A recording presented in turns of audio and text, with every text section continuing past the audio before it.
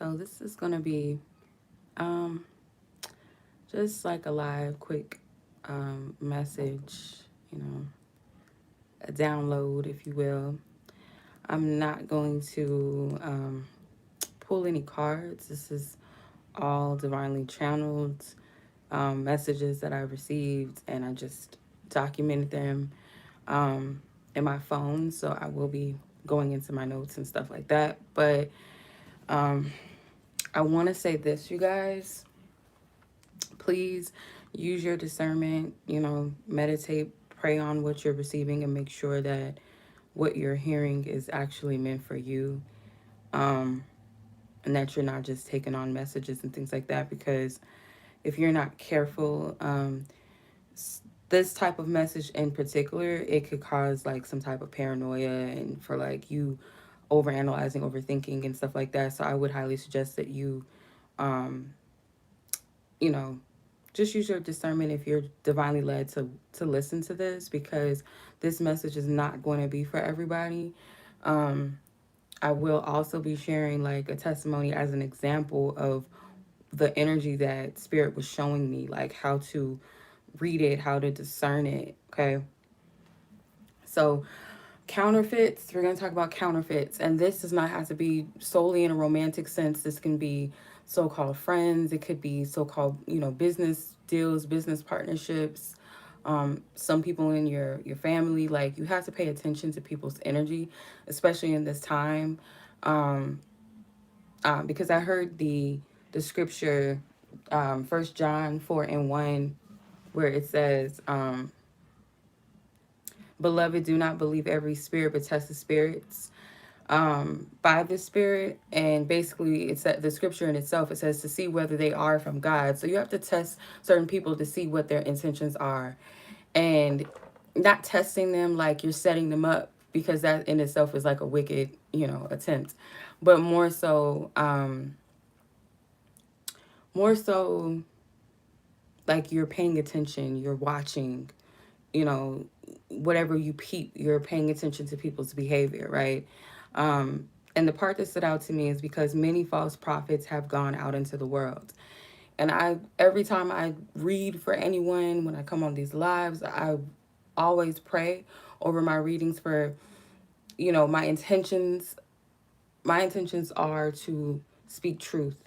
And I pray because it's very easy to, when I'm doing these types of messages or readings, that if I'm not careful, if I'm not grounded in my energy, that my ego could slip in, or um, some type of energy will come in and like project as, guide, like true guidance. So I want to make sure that when I do these readings, I make sure that my energy comes correct and my intentions are all the way 100 and pure. Because there is a lot of false teachings out there, and some people don't even know that they're doing it or saying things that are not, divinely true. It's just coming from a place of maybe their own agendas, and some people know what they're doing. That's the bad part about it. But anyway, I'm gonna get into this.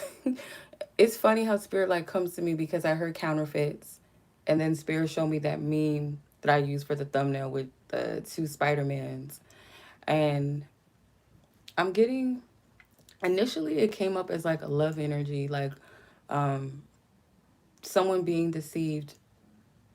Like there's two different energies present, and one person like looking at one of the other energies as like the one, or someone that is like a good guy, good woman, whatever.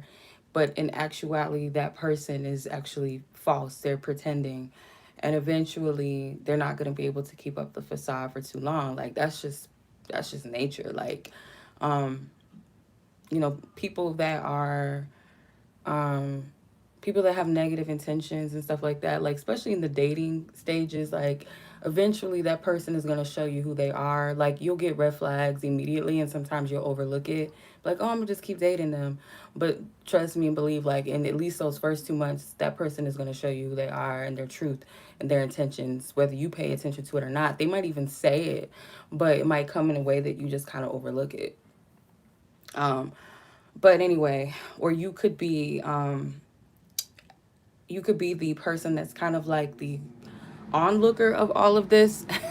And I'm gonna share my story with you guys because it's funny, because I was watching like something play. I was watching like, it's crazy how people project energies, and like the mind control and the spells that people put on others, like in love relationships, and the gaslighting, and even like family members, how they like do little certain things, like just little shisty, shady, wicked stuff that they do. But this message is for those of you that you might be dealing with two opposite energies, where let's say one energy, because this is how spirit initially brought it to me, and then I heard the scripture, do not believe every spirit, but test the spirit by the spirit, basically like the energy of a person.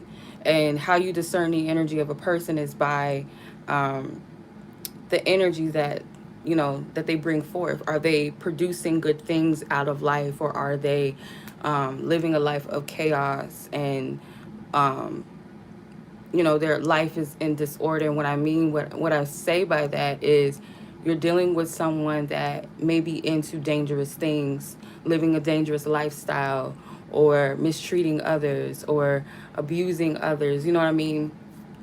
So this very well could, be for you.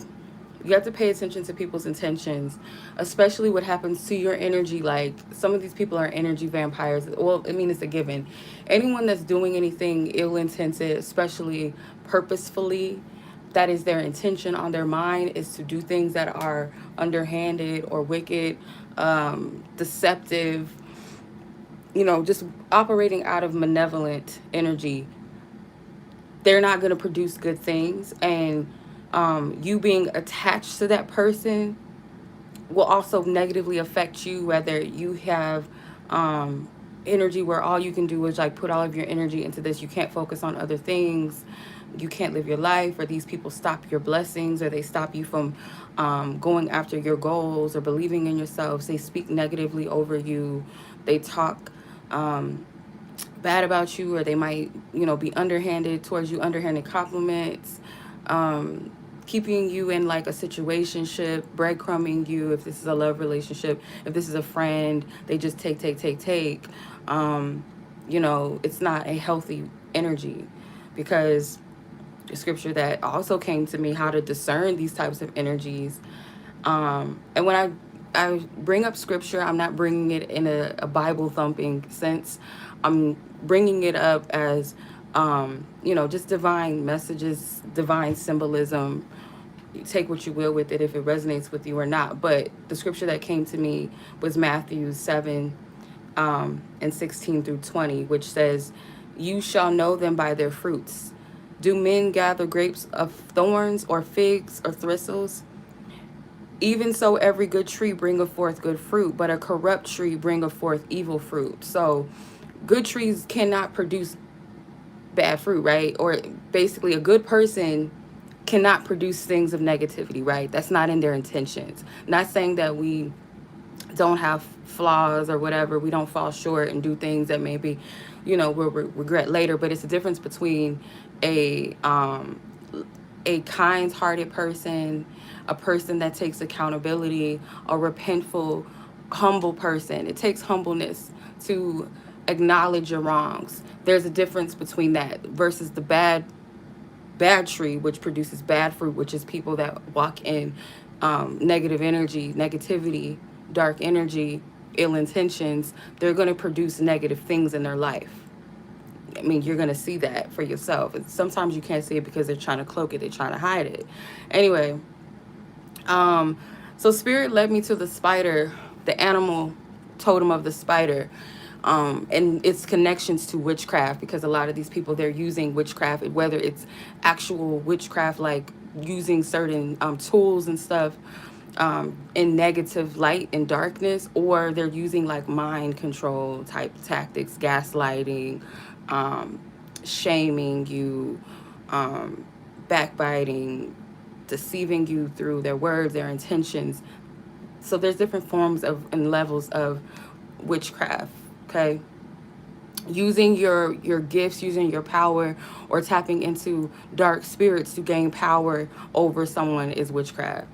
Dark witchcraft, negative energy. So spiders, I have a two different perceptions of spiders. So let me just say this. I don't believe that spiders are necessarily negative, because an indigenous um, faith and spirituality, spiders are sacred in a sense. Like, yeah, there's some stories of spiders like being connected to corrupt energy, but spiders are also sacred. They're also prophetic. They're mystic.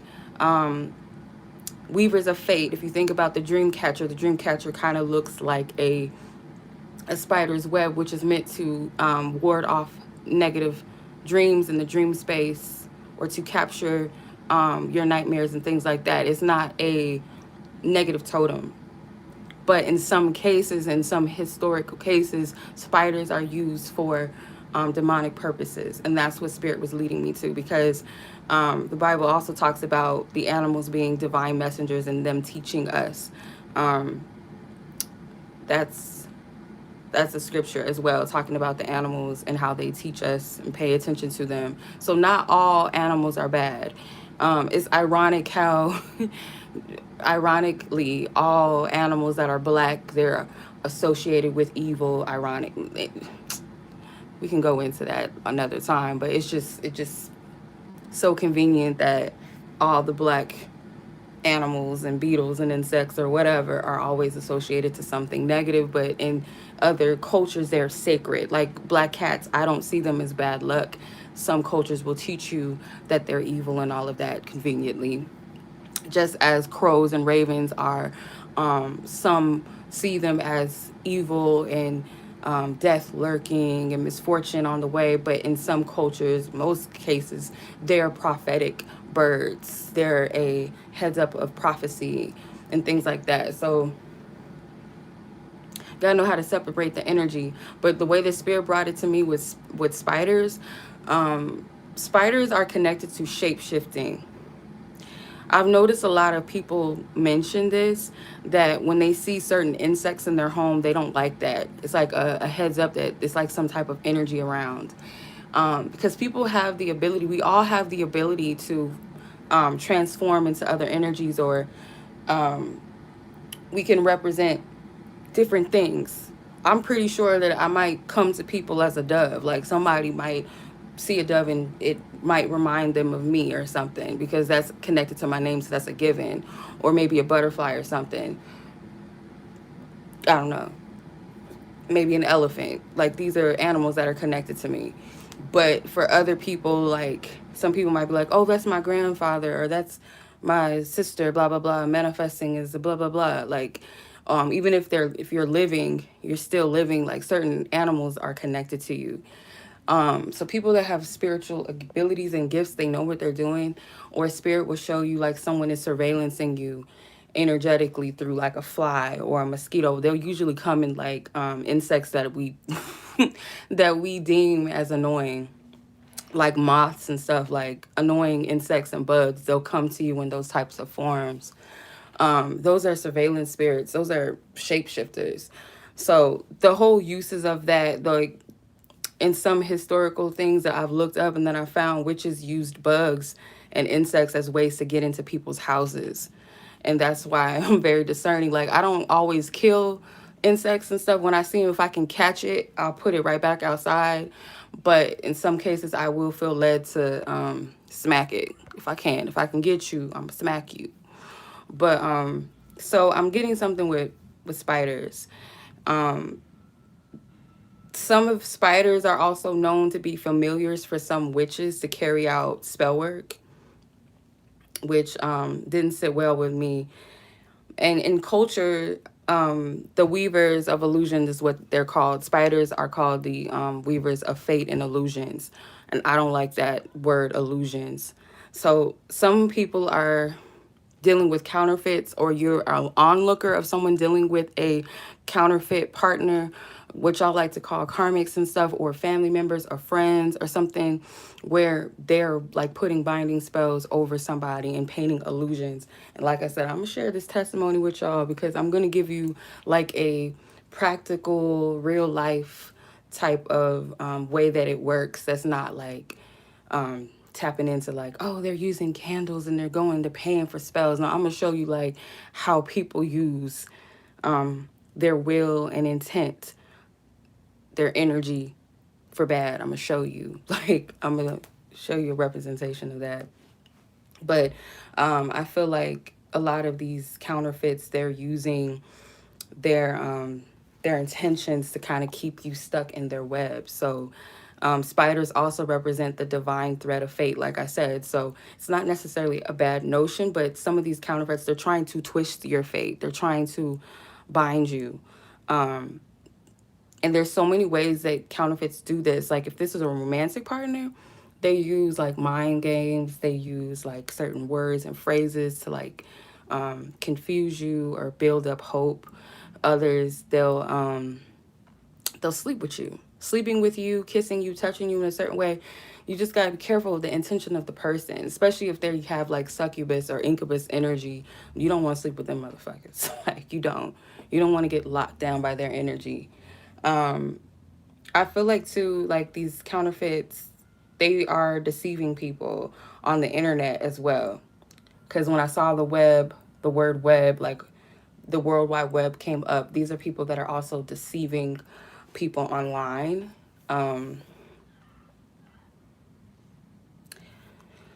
Spirit was showing me like escorts. I don't know why, but when that came to me, like something about the web, the internet, like deceiving people online, Spirit showed me like escorts, like sex workers or like IG models, or like a woman that's using their body to like get something out of people. And it doesn't have to be that they're necessarily like being paid for sex and stuff like that. It could just be like using them and deceiving them, just like a seductive energy in nature. That was the first thing that came to me. But deceiving people on the internet could be like multiple things, like different things, like maybe people don't see it. But Spirit is saying, like, don't worry about these people because they will get what they put out. And I feel like they're weaving their own self. Like, they think that they're, like, getting you caught up in things, or someone that you're close to or connected to. They think that they're, like, getting them caught up. What they're actually doing is weaving themselves a very dangerous fate by what they're doing. Like, what we reap, we sow. That's law of the universe. So we all have to pay for what we put out. If we're putting out negative energy, especially, we're going to pay for it. And if we're putting out good energy, we will reap the rewards of that. Again, good fruit, bad fruit. What type of fruit are you producing? So whoever these people are, they're putting themselves in like a dangerous situation.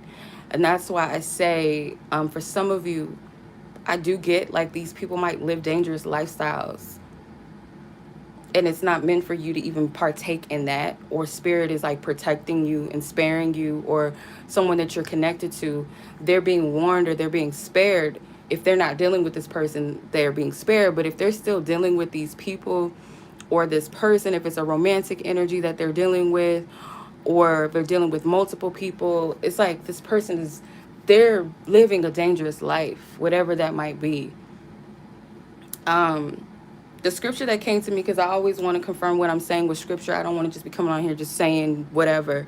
I was like, is there a scripture with spiders in it? And I was given this scripture, Isaiah 59:15. It says, they hatch the eggs of vipers and spin a spider's web. Whoever eats their eggs will die, and when one is broken, an adder is hatched. So how I broke this down, how it was decoded to me: people that produce things of wickedness, deception, temptation, evil schemes, plots, or any ill intentions, people that are like falling for that, or people that are choosing to line up with people like this, date people like this, be friends with people like this, do business with people like this, or family members that they don't separate themselves from or put boundaries on. You partake in this stuff with these people, you fall for their tricks and their schemes, you will have some type of negative effect or outcome. Spirit will always give us a grace, a warning, a heads up. Spirit will never just like put you in something and then that's it. People get warned. Trust me and believe, people get warnings before they something bad happens to them or further things happen to them, a lot of times spirit will continue to block things. And we, in our own free will, in our own stubbornness, our own ego, will say, oh no, I'll do what I want to do. I want to be with him, or I want to be with her, or oh no, this is my friend. I can't do that. And I'm not saying this as a that's what you get, or like people deserve that necessarily. I'm trying to be careful with my words.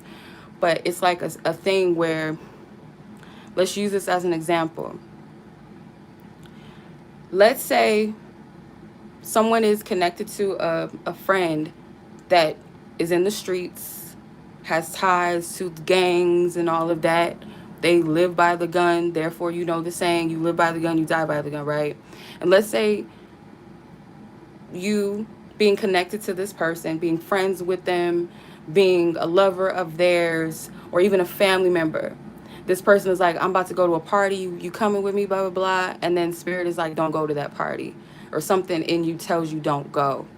Let's say that you've always felt this feeling like, when you associate with this person, that you shouldn't go, or you always have like this slight fear, like I shouldn't be hanging out with this person, I shouldn't go out with this person. But this one time you decide to go with this person, even though something told you don't go, then you end up getting shot, or worse, end up dead. Spirit always gives people warnings, and I'll speak from my own testimony with that.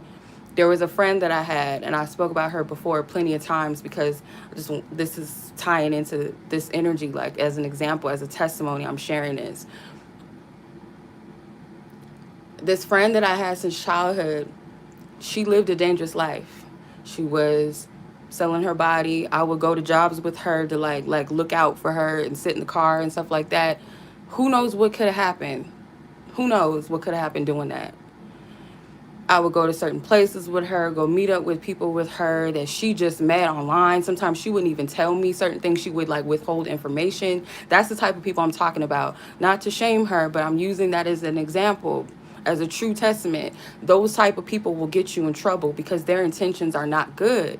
They're chasing something for themselves. So she wouldn't tell me certain things. She wouldn't tell me where she met certain dudes at, where we were going sometimes. She would withhold information. And me being naive, I would just be like going with her just because I wanted to be, wanted to feel like, oh, you know, because I felt like I lived like a boring, like a sheltered life growing up. Like I couldn't do certain things that all the other kids was doing in high school. I didn't get to like go to parties and shit. Like my family didn't let me do that. So when I got 18, I was wilding out. And me and her, that's when we used to like hang out the most. This one time, spirit really spared me because something bad could have happened to me, like really bad. She was dating this boy that was abusing her, like physically abusing her. And we were all in the car one night going to a party. And mind you, she didn't tell him I was coming. He already didn't like me anyway.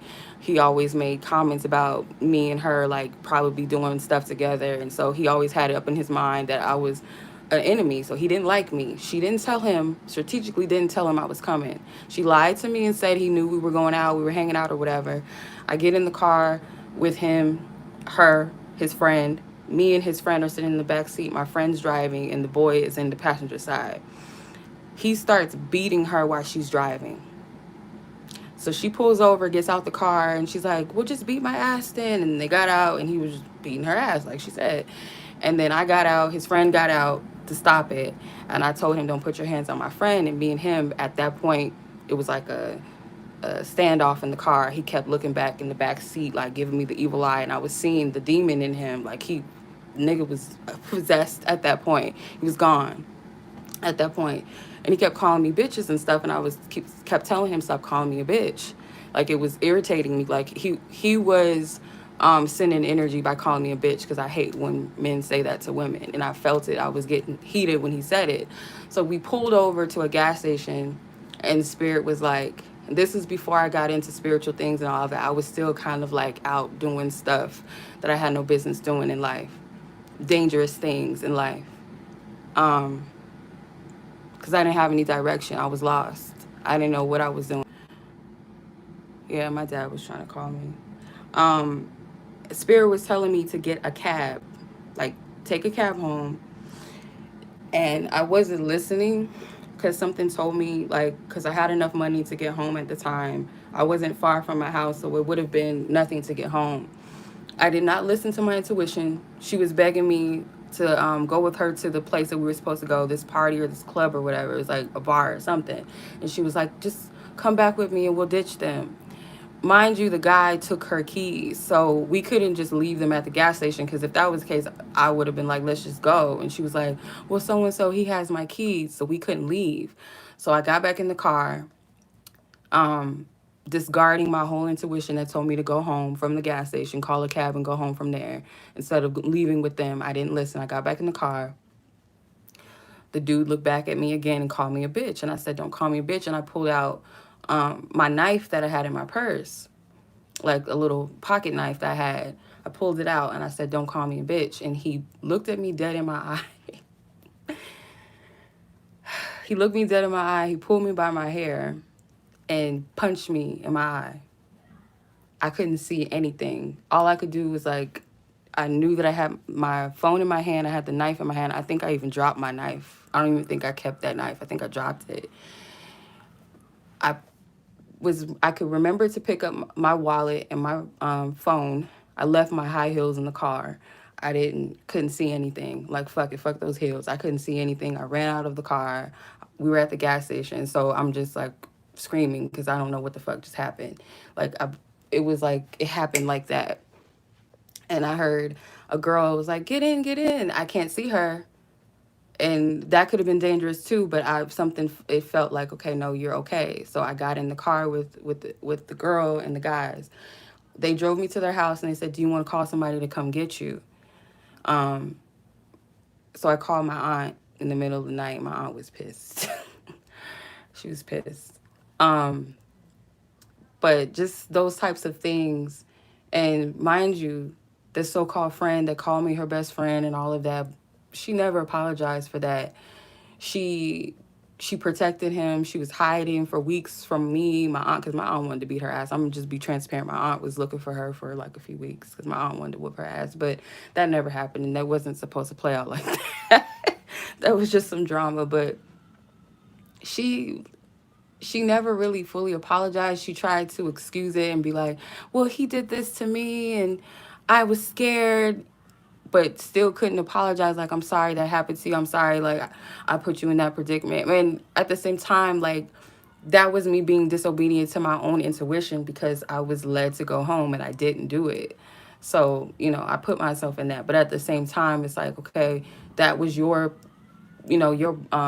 boyfriend or whatever, your little whatever situationship that you had, and you couldn't even apologize for putting somebody in that situation. Like, I didn't have to get back in the car with you. I could have went home. But I'm not that type of person. Like, if I'm your friend or you're my family, I'm not going to leave you in a dangerous predicament. But I put myself in one. But thank God nothing bad happened other than a black eye and a ripped wig, because I had a wig on and he ripped it. Like, he ripped a hole in it. I don't know. He was skinny as shit, but he had some strength. He has a little strength, but it's that demon in him that had that strength. He ripped my wig. It split. I don't even know how he did that. Anyway, it's not funny. It's funny now when you look back at it, but it wasn't funny then. But she was deceptive. And Spirit kept giving me dreams and stuff about her, like to leave her alone. And to this day, I don't fuck with her. She's trying to email me, message me, reach out to family or people that we know. Like, give Chanel my number. I won't. No. Mm-mm. Nope. And those are the type of people that you have to watch out for. Whether these are friends or family members, Spirit will give you warnings and heads up. And if it's not you, then someone close to you that is dealing with somebody they have no business dealing with. Whether that's a romantic situation, like I said, or friend, family member, so-called friend, or business. These people don't have your best interest at heart. But the testimony that I was talking about, that just came for me to share. But as far as like how people use these binding spells and stuff on people, and twist fate in a negative sense and all of that, because these spirits, these beings, they surveillance people. They know when something's off. They calculate people's steps, like, oh, he must be talking to somebody else, or oh, she talking to someone, oh, they're interested, let me come in and intervene.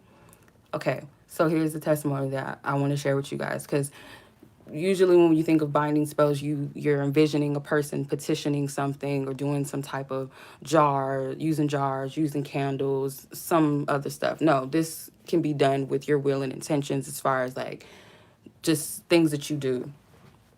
So hopefully this friend or associate, rather, someone that I'm cool with is not watching this, because I'm about to like expose your whole situation. And if you're watching, maybe this will like give you a heads up and free you out of something that you have no business being in. But anyway, so this friend, this associate, there's a spot that we hang out and stuff or whatever, and we were at this place, the spot or whatever, and I noticed that once person this other person, the third energy, comes in, this person walks in, immediately she's on some bullshit.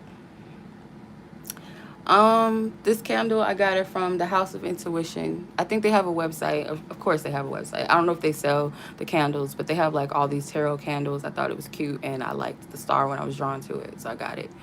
Okay, hopping back in. So this person, this third energy, she comes in and she shifts the entire atmosphere. Like, soon as she came in, the energy just felt off, like, ew. She's doing the most. The guy, the friend or whatever that I'm talking about, he his whole mood just shifts. Like, she just throws him the fuck off. Like, his energy just at that point is off.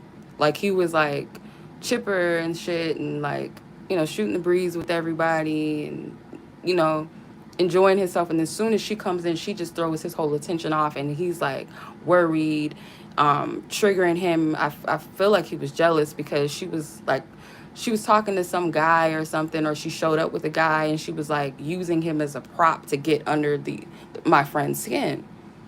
And I was watching this. I'm sitting in a position like where I can see in front of me, like I'm seeing this all play out in front of me. She shifts his whole energy. Like, he's like almost like he can't focus. He's like anxious. It's like he's moving around. Because at one point he was sitting and like interacting with people. He might like move and then like he'll come back, but his energy was just like all over the place, like just all over the place. And this girl, she's being loud. That's the Jezebel spirit. They're loud. They're like, ah! She was laughing like just obnoxiously, just being real extra loud, like that, you know, the ghetto laughs are just like just doing the most. She was like like being loud as shit, right? And like using other guys as props around her, like she was doing the most. She was trying to get his attention, but at the same time trying to get under his skin to pull his energy back, because this is somebody obviously that he dealt with. I don't feel like they were in a relationship. I feel like it might have been a situationship or something. But I seen the Jezebel energy, because Jezebel can come in the form of a male or female, doesn't matter. What Jezebel does is they like to be seen and they like to be heard. So they'll usually like be the loudest person in the room. They'll be the so-called turn-up queen or queen, and not genuinely like having fun, but they're doing it to get attention. And if it's a Jezebel that wants male attention or female attention, they'll peacock. They'll walk around trying to get attention. They'll be loud. Sometimes they don't even have to talk. They'll just like throw their energy around to like pull you in. They're seducers. They're seductive. But she was like just being real ignorant, like trying to get attention. And you could see it. I felt a surveillance energy from her too. Like, she came in, she stood there, she was watching him, she didn't say nothing, she had no emotion on her face, and then she used this dude as a prop next to her, and you know, just like trying to get a rise and reaction out of this other person, trying to play like she wasn't there for him. I seen everything. Like, that shit was clear as day, in your face. It was a lot. So these types of people, and I've seen how other people are easily deceived too, like how, like I said, they can come across as like the turn up kings and queens and stuff like that, but you have to pay attention. Like, they feed off of attention. Jezebel spirits feed off of attention. They feed off of praise. They feed off of energy. I bet you more than anything, because it's always a sense of a sixth sense that exes have, or people that you dealt with in the past have, that they can sense when you're either moving on from them, like you're not focused on them, and or you're focusing on somebody else, or you're just happy with your own life, like you're focusing on you, you're not focused on them anymore, you're not in that heavy space. And what those spirits will do if they are working in a person, this is the thing, like the person is just being used, and the only way that you can be used by these spirits is if you're in a low vibrational energy. If you dwell in that energy 24/7, you probably are a cocktail for demons.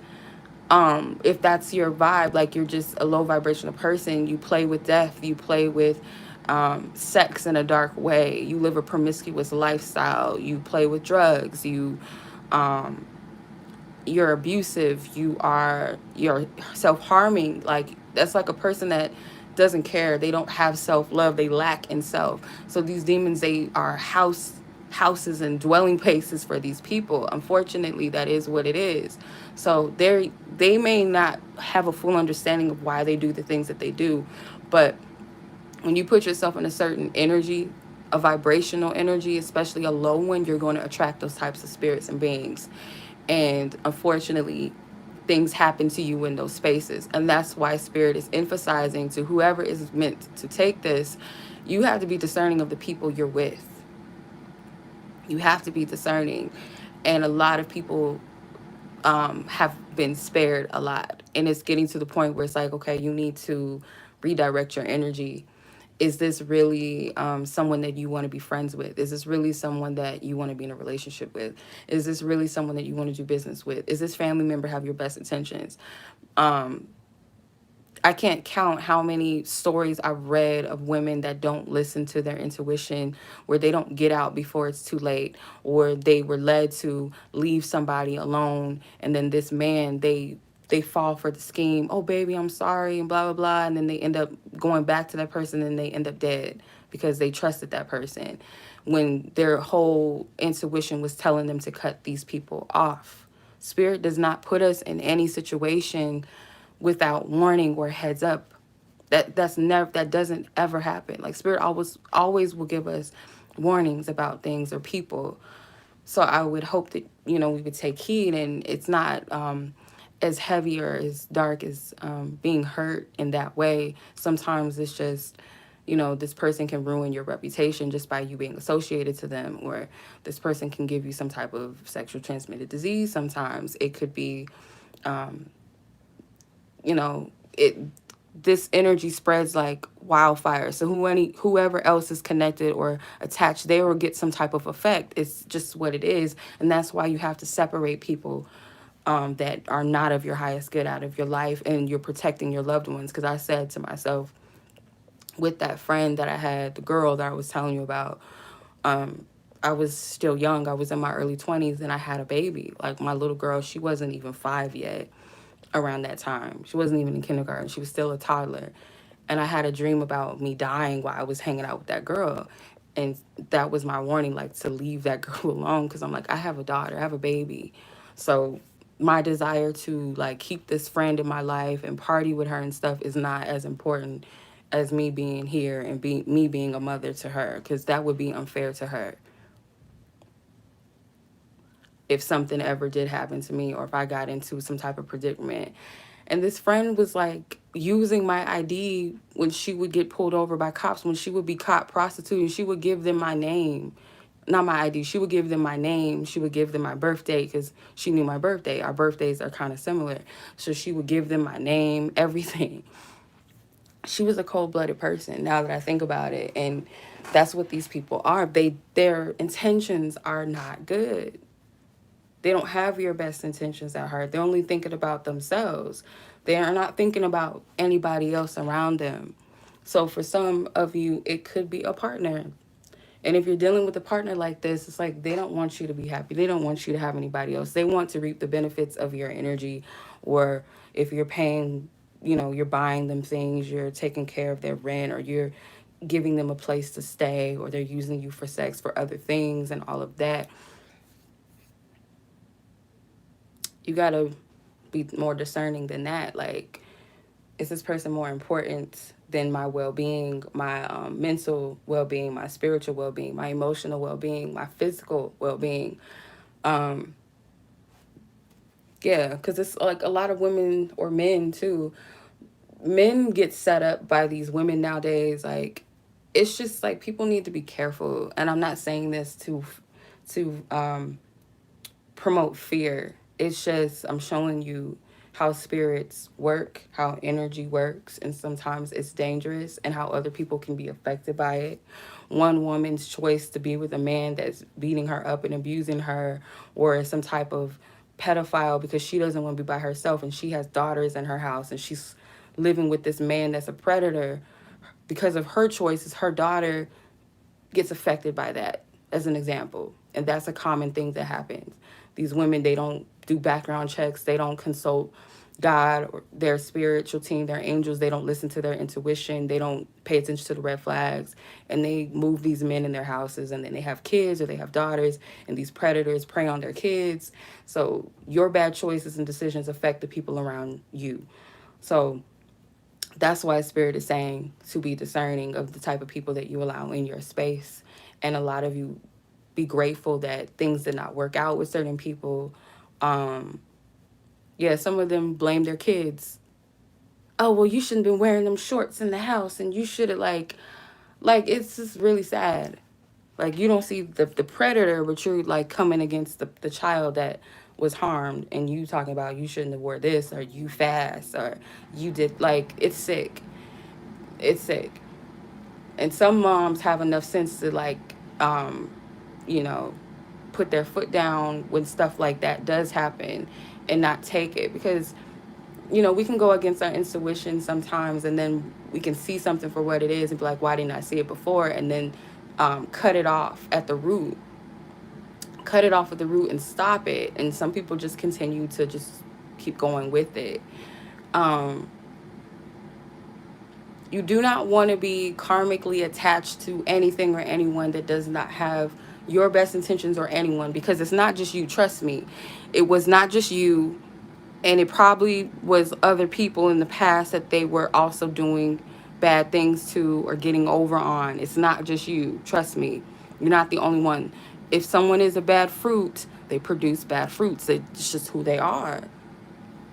We have to accept people for who they are, and their energy, and their.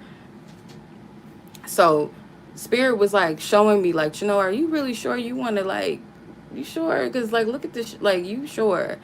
And no shade or anything to this person that I was, or to either of the people that I was talking about, but it is just, it's, it is what it is. It's either my well-being, or is it me just saying, oh, I want to be friends with this person still, or, oh, I want to stay associated, or I want to be with this person. Like, I had to really, really sit back and tell myself, like, like, is this something that you really want, or why are you even desiring something like this? Because, like, you're putting yourself in something maybe that, like, let's say I was to, like, still be friends with that girl, who knows where I would be? Or if I decided to, um still associate myself with that guy, or desire, because, I had a crush on that person. It is what it is. And I was feeling some type of way, just being transparent. I was feeling some type of way about it, because there was an exchange. It wasn't one-sided. It was definitely an exchange. um you know Me and this person, we did have a liking towards each other. It didn't go far. It never led to us, kissing, sleeping together, nothing like that. um it never led to that. But it did make me feel like kind of rejected at first, until I sat back with the energy, and I was like, you weren't even paying attention. Like, you were paying attention, you were observing, but you weren't in your highest mind observing it. You were observing it from wounded eyes, instead of looking at it for what was really happening and what was really going on at the time.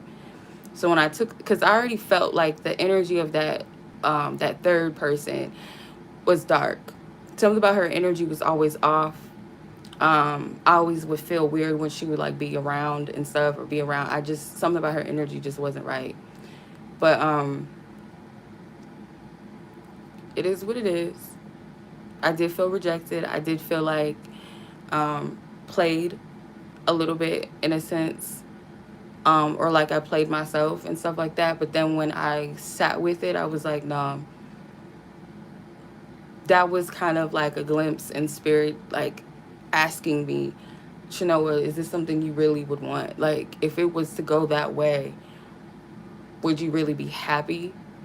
Would you really feel secure in that type of connection, that type of situation? Because spirit is sparing me this dating period. And for some of you, like, if you feel like you're being rejected romantically by someone, in this case that I'm talking about, a person that's like maybe dealing with people that are in low vibrations, or they themselves are like living dangerous lives and stuff like that, um, that just know that you were like protected, that it didn't get too far. And if you slept with the people and all of that, or for, you might have been in a situationship with them for a while, okay, cool, whatever, but it didn't go any further.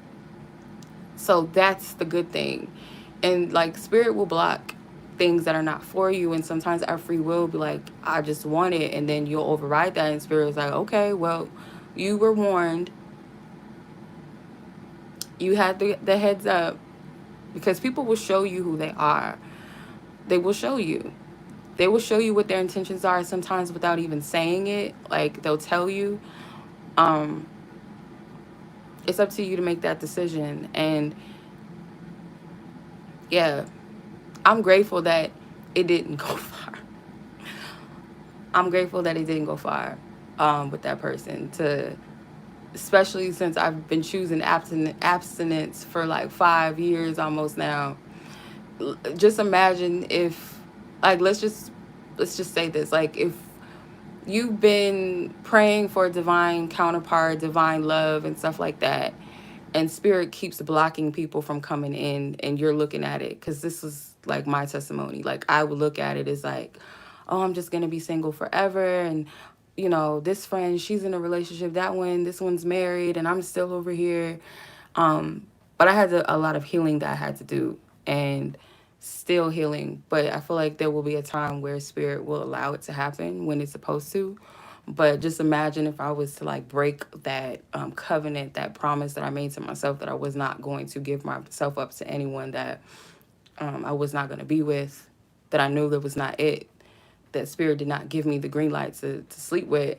I did it anyway. I would be like fucked up, because I'm like, I waited all this time. I've been withholding that, keeping that as you know, that treasure now, after all the healing and releasing, dating down and stuff, because it's very tempting to date down nowadays, because it's like we've all been programmed into kind of like accepting traumatic connections, trauma bonds, and childish behavior, childish partners, or dating patterns, people that there's no real future with. Like, people, like, situationships and stuff have become the norm. And what I mean by situationships is like, it appears to be like it can feel like you're committed to the person, but you both know that there's no title. So it's almost like toxic, like, oh, well, you can't feel mad if I date or talk to this person, or I sleep with this person, or you can't get mad about this or get mad about that, because we're not really together. But at the same time, it kind of feels that way. That's the way of the world now. Like, we've kind of become desensitized in that way, to think that toxicity is normal. Roller coaster love relationships, we look at them as like passionate love connection, something that we are to endure. That's not.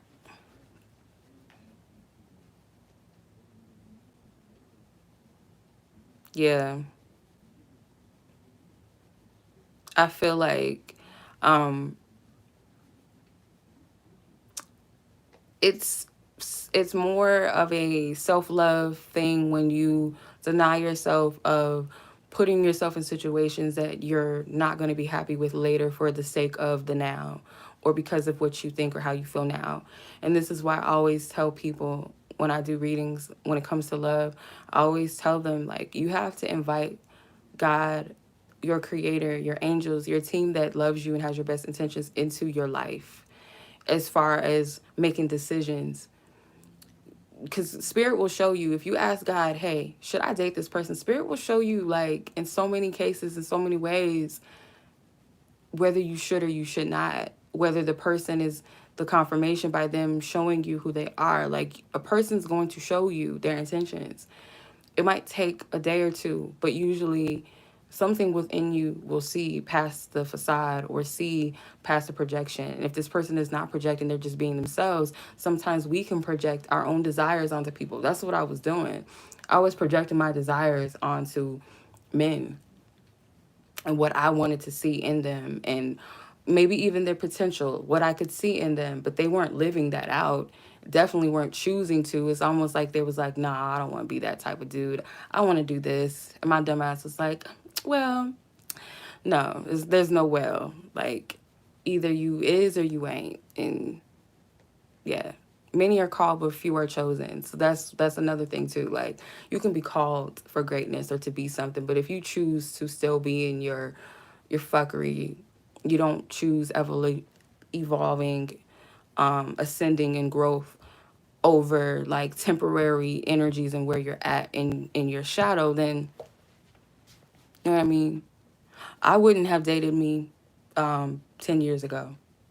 I wouldn't have dated me because I had a lot of insecurities.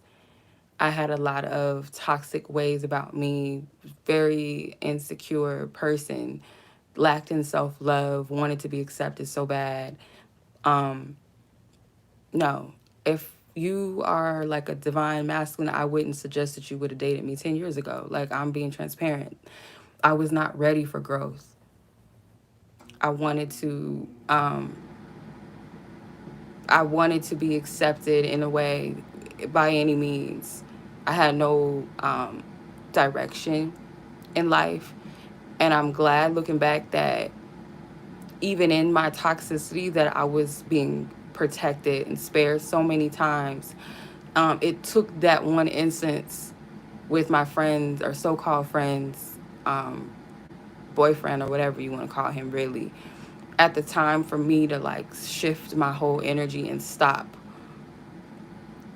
and start to be more mindful. Like, it made me be more mindful about people. And that was my first experience of like cutting someone off that I really cared about, because she was in my life since I was a little girl, like second grade. So it wasn't easy necessarily because of that attachment, but it was a trauma bond because there was no true edification. Like, she was like I said, she wasn't trustworthy. Everything was about a high for her. You know, men, or not even men, boys, parties, attention, fast life. Like, so her intentions were not about edifying on a spiritual level. It wasn't that.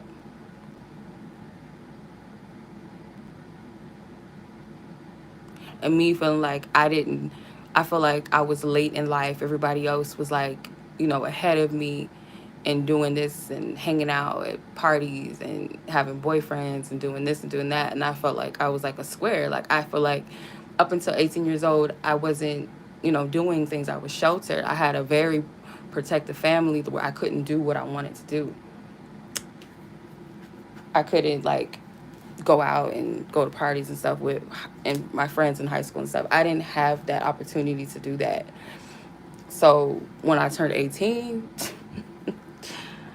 and spirits like kind of slowed me down a little bit with my daughter, like kind of like slowed me down. But this is just to say, like, all of this, like, all I'm sharing this testimony or whatever, because we all, I'm sure, are adults. Some of y'all probably older than me, but this message is whoever it's meant for, that you do have to be mindful of like who you're attaching your energy to, because I do pick up like heavy spell casting energy from these counterfeits, like they will project, like it will look like the real thing or maybe even feel like it, but it's always that hint of something is off. It's that energy that's just like, no, it's not it. It's not, it's not it.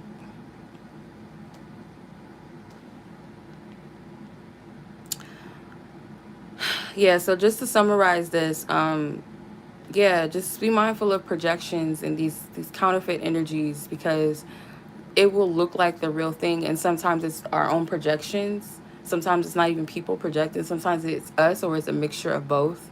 Like we see what we want to see, and if you have like a heart for people and you want to see the good in people, it's very easy to do that.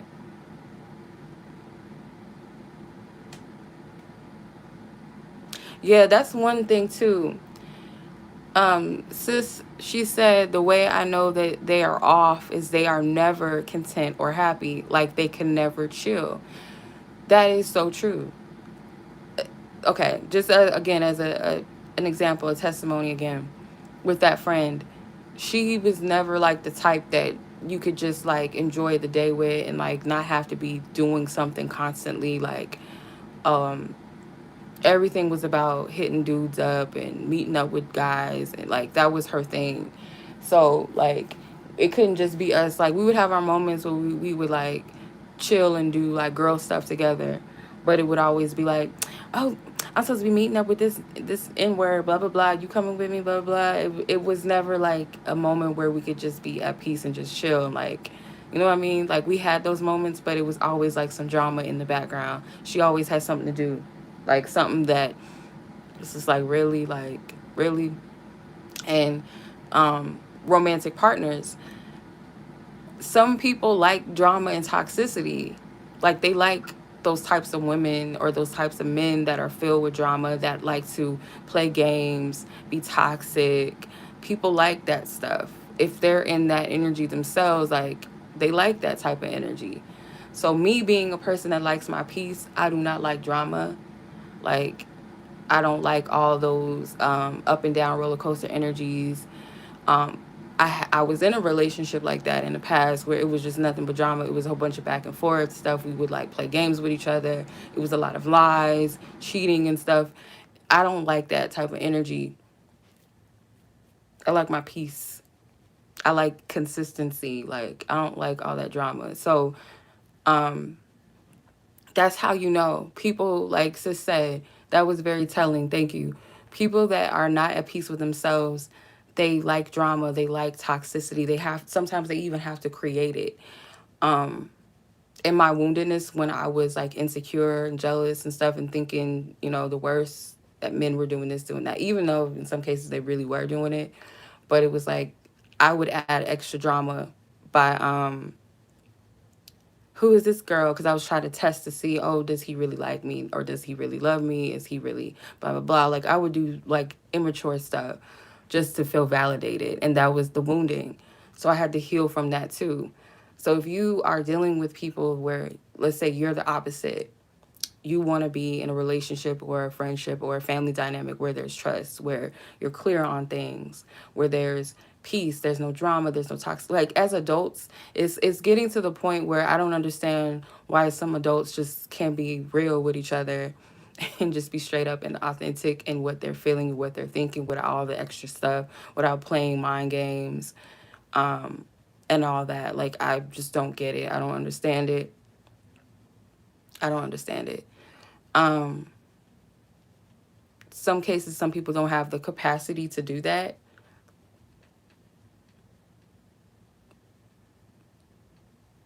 It's sneaky. It's the sneakiness. Yeah.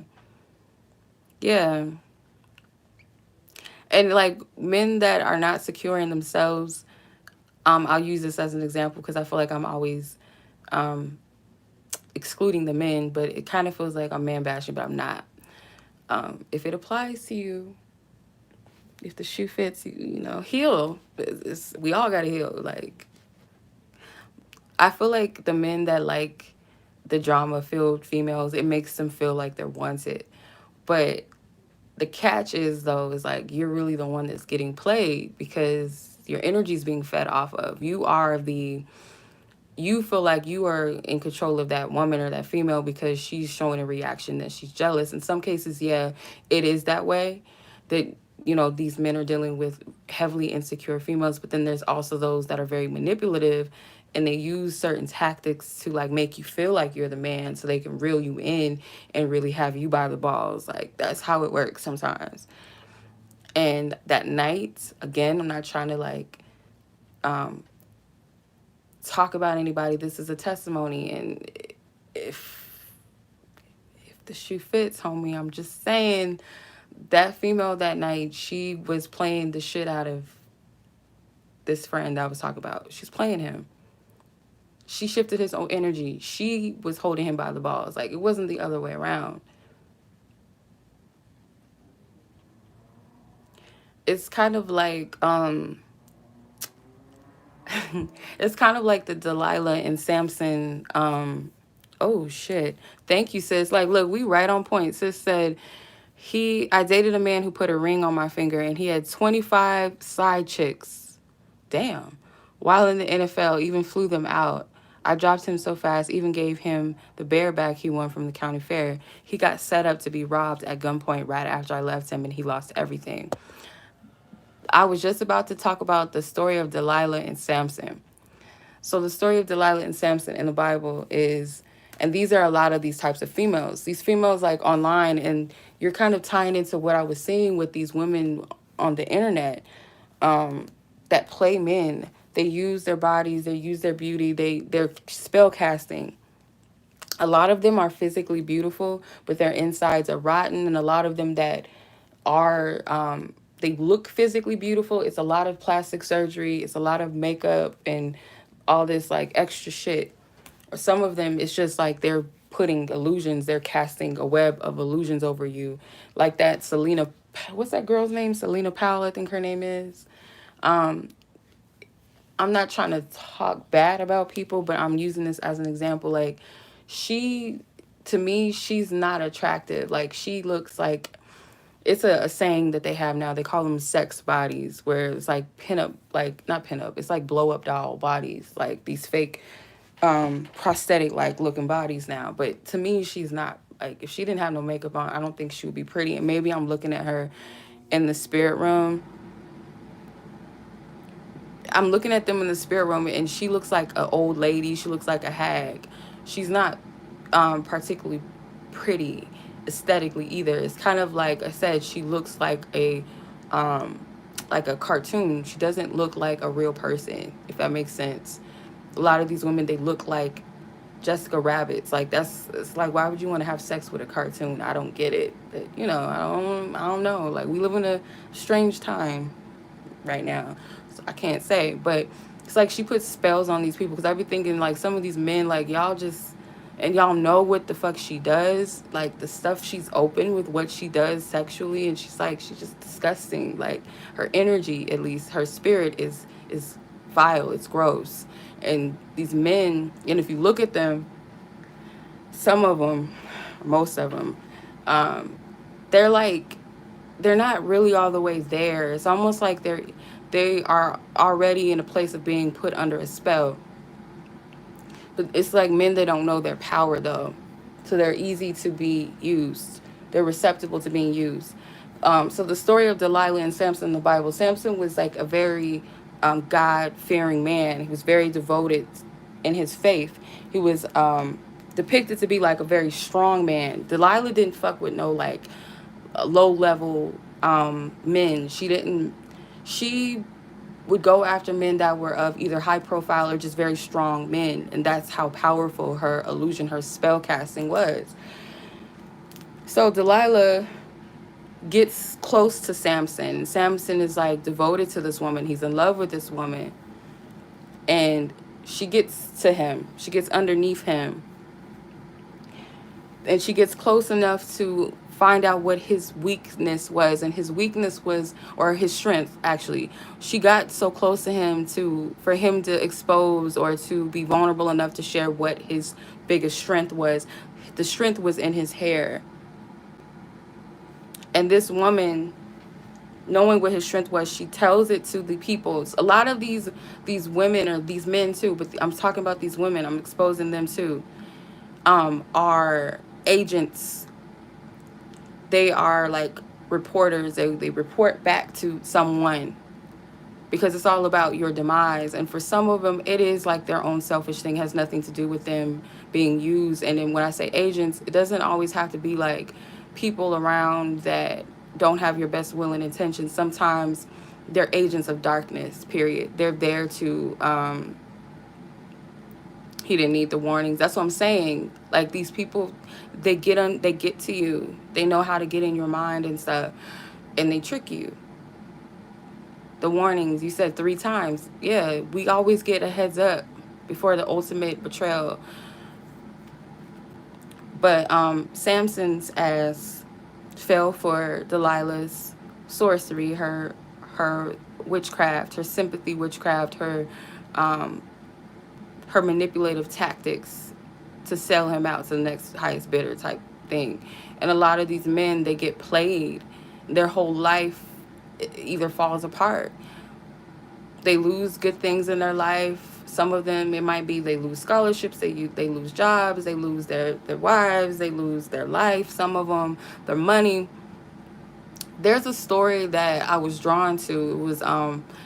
It was this man, I forgot what his name was. He was a Latino. Yeah, what is his name?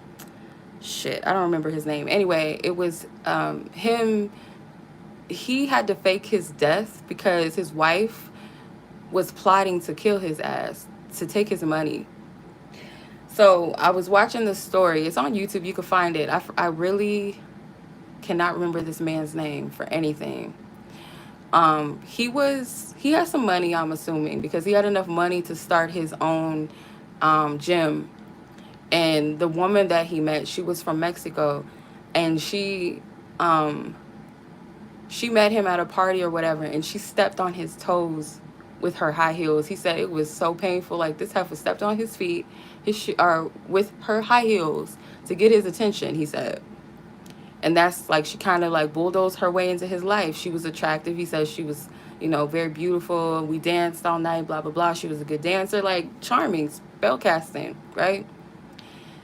So she gets in, they get married, and her mom tells him at the wedding, she's your trouble now, or something like that. Like, she's your problem now. Basically, that was the heads up. Actually, I feel like the stepping on the foot was the warning. Like, this bitch is crazy. She stepped on your foot on purpose with high heels. Like, if anybody knows, that's painful. Like, really, some high heels, she's already a mess. So the mom, that was warning number 2. And then number 3 was a warning, is that because they went into business together. Long story short, this couple, they went into business together. They had this gym or whatever. And when things started to get good financially and all of her shit was straightened out to where now she was a citizen of the US, she was kind of acting funny, and he wanted to get a divorce. And that's when things really started getting weird. So one of the guys that would go to the gym, he overheard this woman asking about hiring a hitman. So this guy goes to the husband and was like, hey, I overheard this woman talking about getting a hitman, blah, blah, blah. And then he's like, this woman, she's trying to take me out. So he hires a private investigator. And the private investigators are pretending to be these legit hitmen or whatever. And she's talking about how she doesn't have the money right now to give, but when she gets the insurance policy money or whatever, or life insurance policy, she's going to pay them the money. But she said, this is all I have. And she's giving them jewelry and all kind of stuff that the husband bought her. Like, she ain't even got shit to even give them. She's giving them stuff that the husband has bought for her as a payoff, or a semi-advance, or whatever you want to call it. So he has to take these pictures and make it seem like, the job was done or whatever. The FBI, they did like all this prosthetic makeup and stuff to make it look really real. And then they show her the pictures, and this heifer is smiling. She's laughing. She's making jokes. Like, that's the cold-bloodedness. And the third warning was that guy. Let's just say that guy did not hear that, or he heard it but he didn't tell the other man. Who knows? Like, that really probably would have went down. Like, really, he probably would have died. Or let's say the guy came to him and said, hey, I heard this woman saying this about you, or she wanted to get a hitman, and he did not take heed to that. He listened. Black widows. We talking about spiders, yeah. That's dark. And that's what a lot of people be dealing with. Those types of people, type of women. Like, stop getting caught up in like the aesthetic. Like, look past that. Like, some of them, they don't even look wicked. Like, for me, like, I can kind of see the wickedness in women. Like, you can kind of see that they don't have anything behind their eyes. They look good, and some of them they'll project. Those are the dangerous ones, the ones that don't look like the bad bitch, like the Instagram archetype body models. They look like kind of like the little innocent petite, like little supermodel type looks too. Those ones, they're wicked too. They're like, I call them, some of them are not all like that. I'm just saying, like, the ones that are wicked. Those ones are like the baby doll ones. They're like the spoiled brat ones. They are the, it's like, Spirit showing me like archetypes and energies.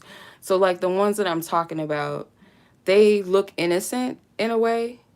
They have an innocent look, and part of that is their projection, but some of it is their spirit is like stuck at a certain age. Like they might actually really be like 17 in the mind. So like they kind of expect to be taken care of. Some of them might have been like spoiled as children, so they kind of expect their husbands or their boyfriends to like upkeep that same lifestyle. So a lot of them are toxic in their own way. It doesn't necessarily always have to be like the sex, the big sex kitten, like stripper, like look.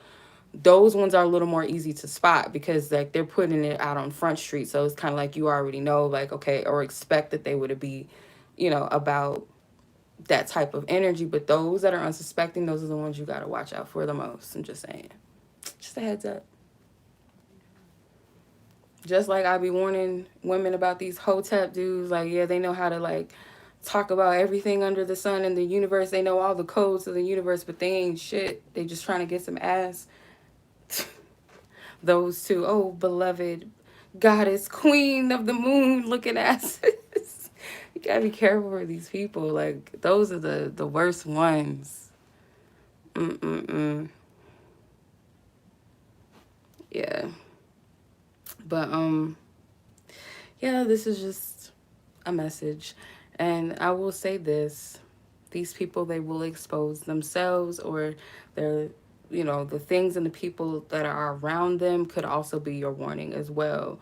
And for some, I mean, it's just a heads up, like, to get out of your own situation. Like, if you're like cross watching the energies and you're looking at someone going through like a situation where they're kind of spiritually locked and binded, they're locked in this illusion or this binding spell of a lover or so-called friends or family member or someone outside, like you can see. And it might be more than one person that's kind of got this person's mind, because a lot of divine chosen vessels, because like I said, everyone will be called, but not everybody's going to be that one that's chosen, to really step into what they've been called to do. Some people will just be like, I don't want to do that, and they have the choice. Okay, well, or whatever. Some people, they're called for certain purposes, and it's inevitable, and those are the ones that are going to be most receptible to be attacked. Those are the ones that are going to be most receptible to or I wouldn't say receptible in energy, because you can break them.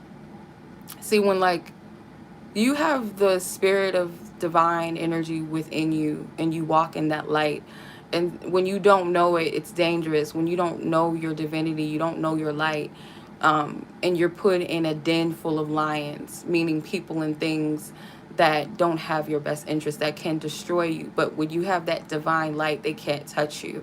You might get an effect of their negative energy or the effect of their intentions and stuff like that, but it won't harm you. It can't touch you because you have that divinity in you, that divine light in you. Now, if you choose to, in your heart, you don't have that divine light turned on and you choose to dwell in darkness, you become like them and you kind of stay like that. And in that case, it's like you're not a threat because you're one of us. But when you're, like I said, you're a light, you're Daniel in the lion's den, they can't touch you. They can intimidate you, they can gaslight you. Because lions, if you look at it from that perspective, the story of Daniel when he was thrown in the lion's den, but none of the lions would get near him.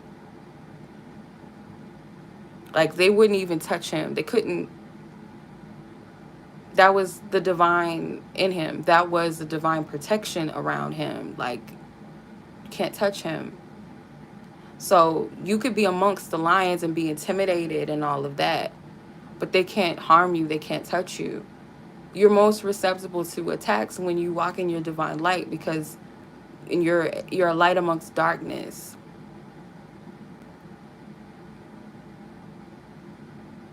So you really have to choose, because it's like, knowing that, you know what type of energy people operate in and what their intentions and what their lifestyle is like, but you continue to dwell in that, you can only get so much of those warnings. Like, spirit is not going to allow things to happen to you, or not anything too bad. It's kind of like a slap on the wrist, but it's like you got to get the hint.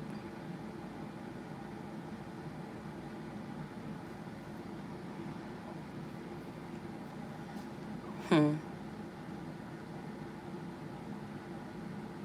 You got to get the hint. You got to get the warnings. So if you yourself don't really identify with or feel like you're in this predicament right now, I mean, it could just be like, spirit wants you to acknowledge, using your discernment with people more. But if you feel like this is strongly for someone that you are connected to, whether they be your friend, whether they be a family member, a lover, but you're just people that you're connected to, and you see these energies around them, pray for them.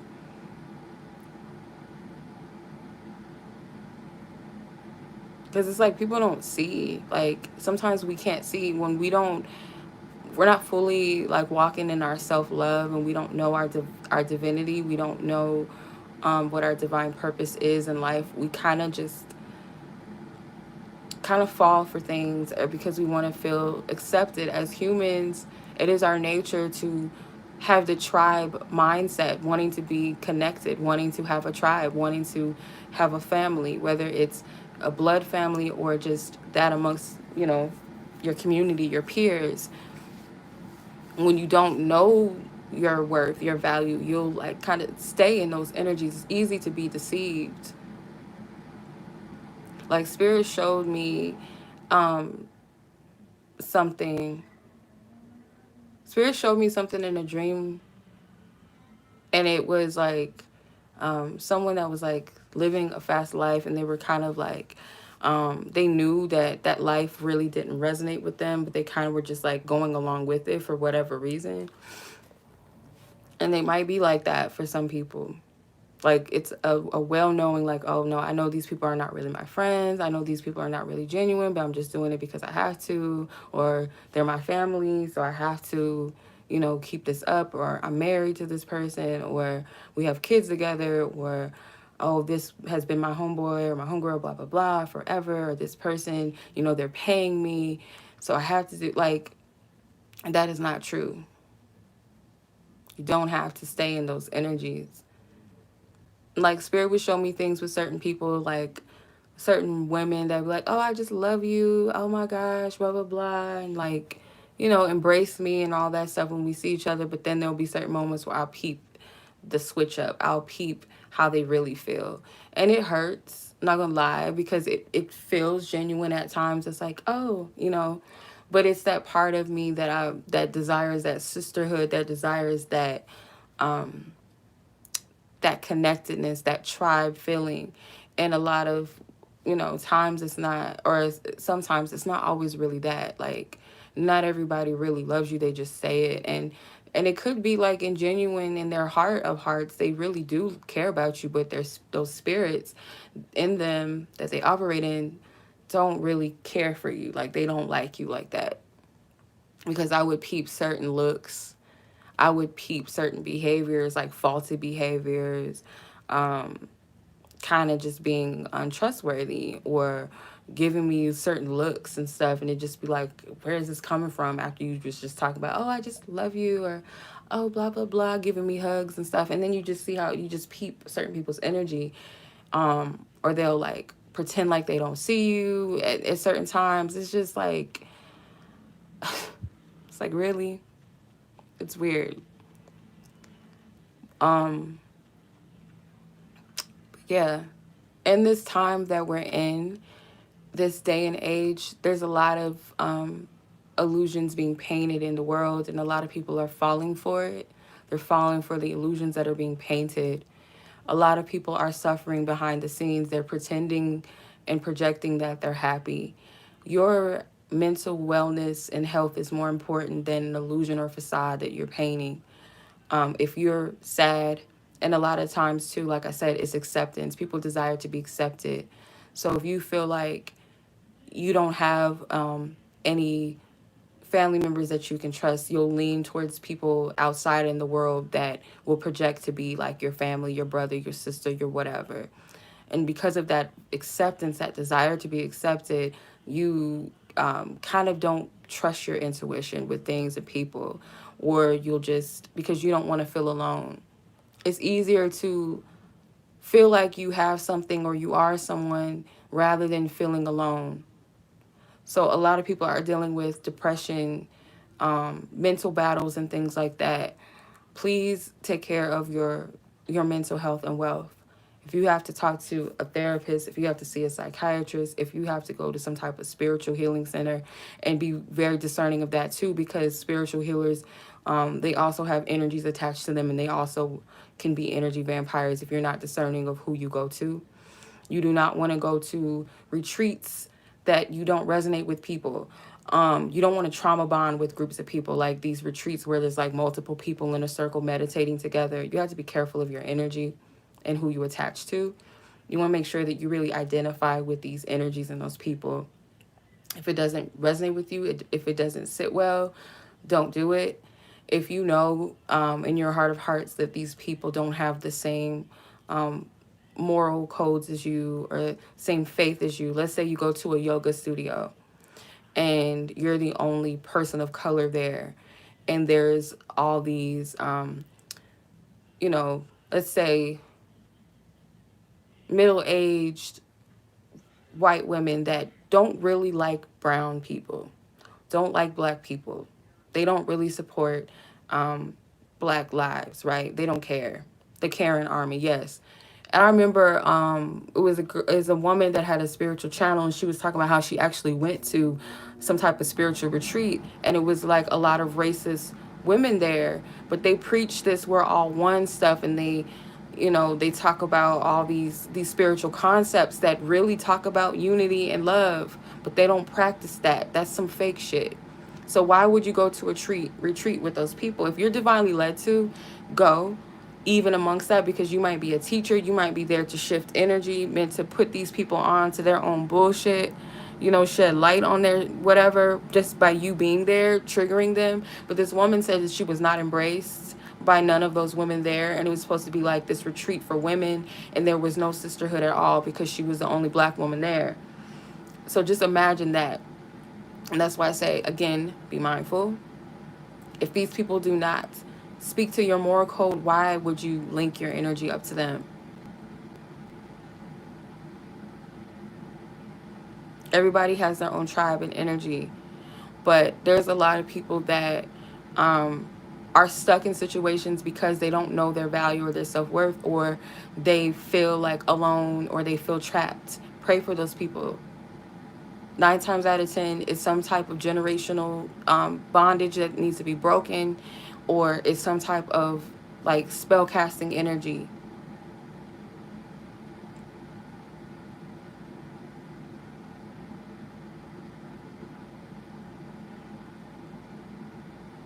So pay attention. I keep saying that, but do pay attention. And I pray this for everyone, that nothing will go past your radar. If something is off, I pray that you take heed and you act in divine accordance to that which you're seeing, to where you are thoroughly protected, in a way that you can't even be deceived. And if you have been deceived, that all that needs to be made known to you will be exposed. Those who need to be exposed, you will see them for who they are. You will see the fruits of who they are. And that you leave unscarred, divinely protected. And those that are divinely connected to you, your loved ones, your children, your family, whomever, that those things are also things and people, your loved ones, that they too and things connected to you are protected. Your business, your finances, your home, those types of things, that no weapon formed shall prosper. That if you walk in your light, you walk in your light and you're walking with God or the Most High and your angels, that you remain in that covering and that you don't step outside of that for whatever reason. And if you feel there's something inside of you that has a tendency to be stubborn, or has a tendency to overlook things because of heart or because of fear of releasing things or people that don't serve you, ask Spirit to reveal where that comes from, and so that you can free yourself of it. If it's fear of seeing the truth, remove it. Ask Spirit to remove the spirit of fear. God does not give us the spirit of fear, but that of a sound mind. So anything that is causing fear in you, it's something that's either not of God, or it's something within self that is needing to be released, that's connected to a fear, if that makes sense. Any person that you meet, pray before you go out with them, pray before you date them, pray before you have sex with them, pray before you eat their food. And if you already know, like our divine compass, sometimes like God will speak through our feelings, our emotions, our vibes. Like something's off. Like, oh, I'm not eating that shit. That don't even look right. I'm not eating that. Or even if it looks good, something about it is off. It might smell funny.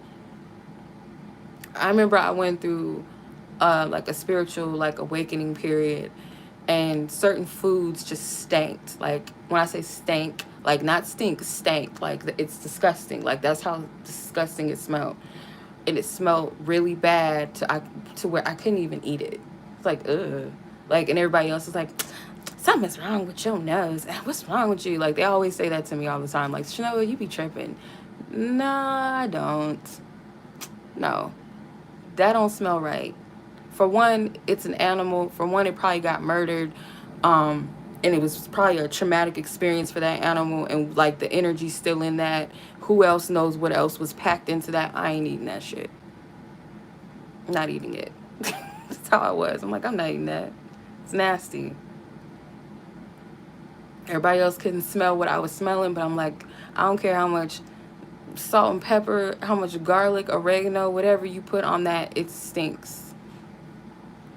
So sometimes your spiritual senses will tell you like something is not right.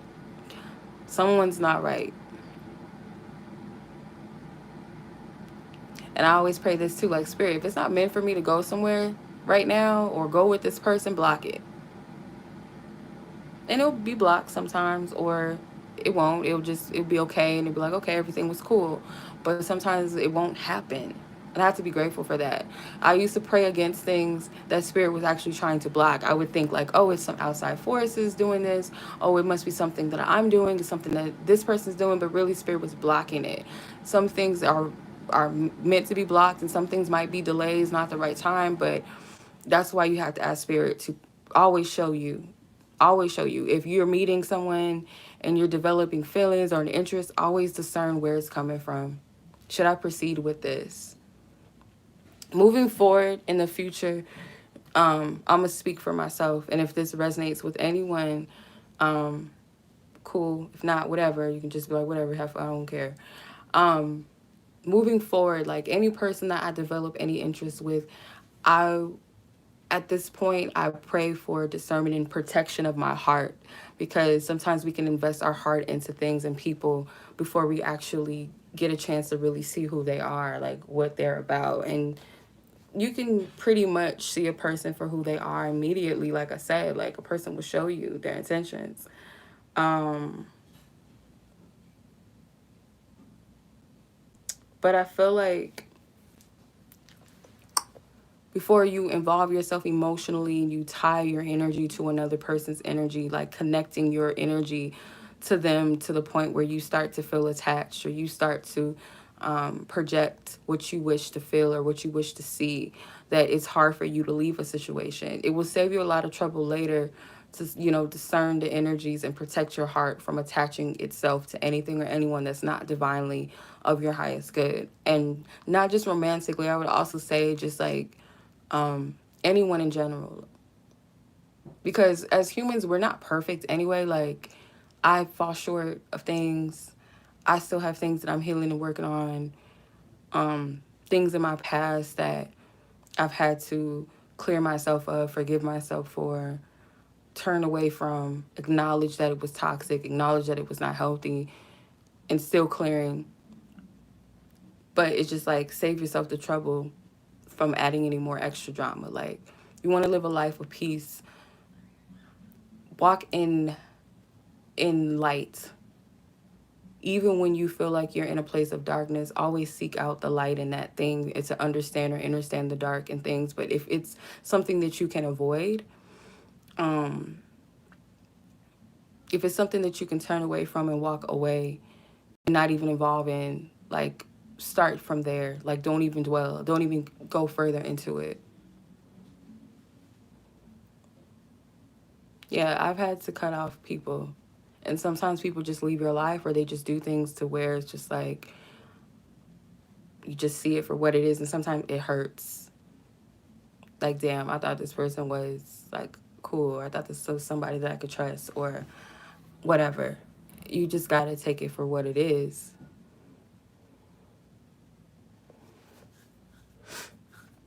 So people are going to want your light. They're going to want to be a part of your light. That's the thing too. People already see who you are, and it's fun for them when they feel like they have a sense of control when you don't know who you are. They kind of get a kick out of it because it makes them feel like they're the shit. Because they already don't fit. They probably already, like, probably ain't shit people. They're not really all of that. You know what I mean? Like, they're evildoers. They dwell in darkness. So they know already that they are in the lesser energy. They already know that. But if you don't know that, they see you already as a threat, but you're just in la la land. You don't know who the fuck you are. They're getting a kick out of that because you're feeding them.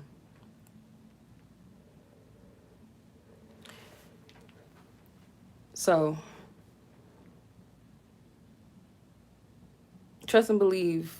When the intimidation and when it no longer works, when the gaslighting no longer works, they don't have any. What else can they do at that point? What else is left for them at that point other than to just fall back and just take that L? Because they don't hold any power over you. They can only manipulate you when you don't see yourself, because again, those illusions are up. Those webs are up.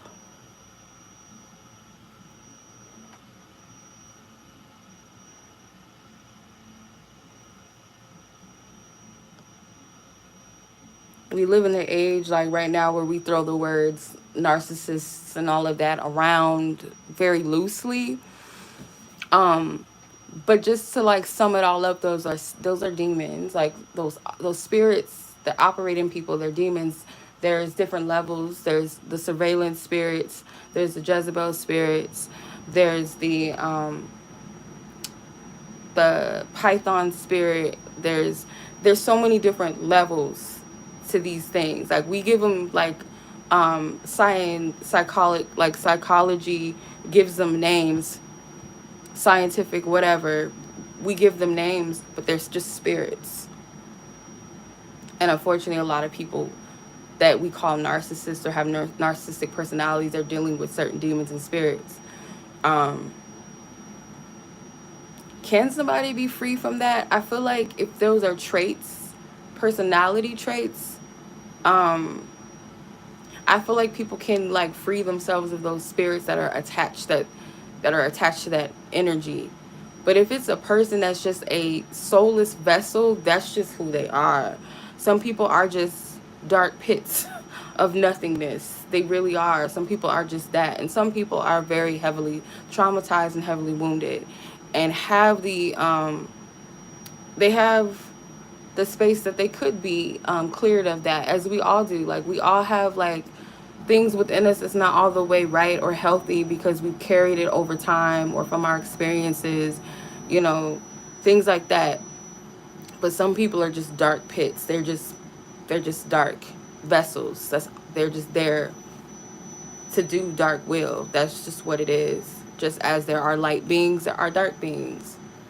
So you just have to discern the type of people that you deal with, because they're very sneaky. They're very manipulative.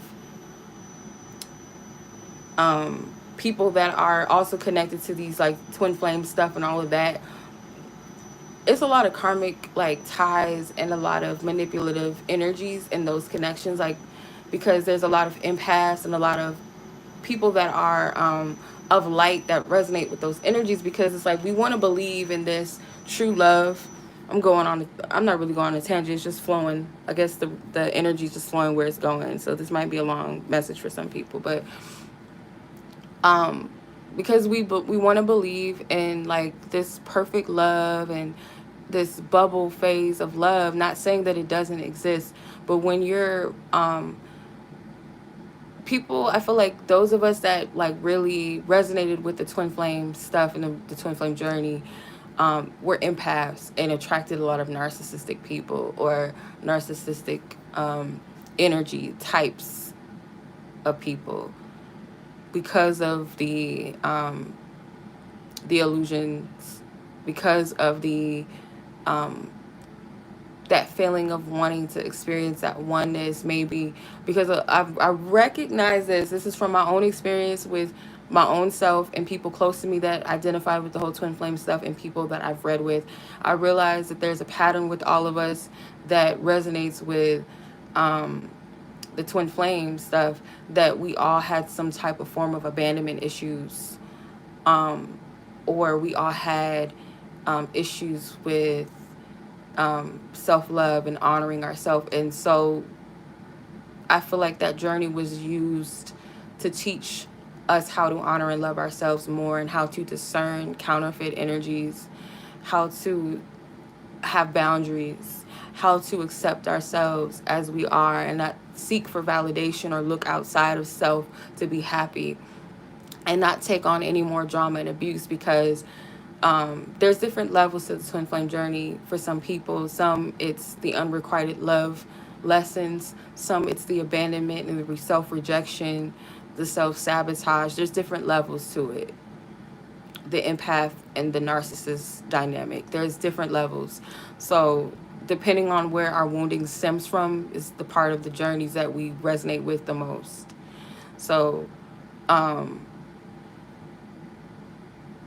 I'm very careful when I talk about twin flames and when I do like that type of energy, because it's very easy to get deceived in that also, and for like this back and forth up and down roller coaster situation is a twin flame, and every energy that presents itself to you energetically or through synchronicities or through dreams is not always from God, and it's not always malevolent either. You just have to discern the difference of where the energy is coming from and why it's coming to you. Other times you already know why, and sometimes you don't. And we can get fanatical and be like, oh my God, I just seen so and so's name. Oh my God. And just, we're not discerning what's going on. We're not discerning where the energy is coming from, whether it's coming from within self, like a desire that's being projected. Is it is it coming from is it coming from God? Is it coming from your angels? Or is it coming from like this person like projecting, like trying to attach themselves to you, or you trying to attach yourself to them? You got to discern the difference. Sometimes it could be like a mixture of things, but again, you have to always test the spirit by the spirit, and you have to really walk and live by that. You really do. It's going to save you a lot of trouble, but again, we already have an inner compass. So a lot of times we will already be getting the energy. We'll feel something. We'll know, okay, yeah, that's that. Or we'll know like, oh, I don't really know. I'm not too sure. Um, Not, but was it on the stop sign?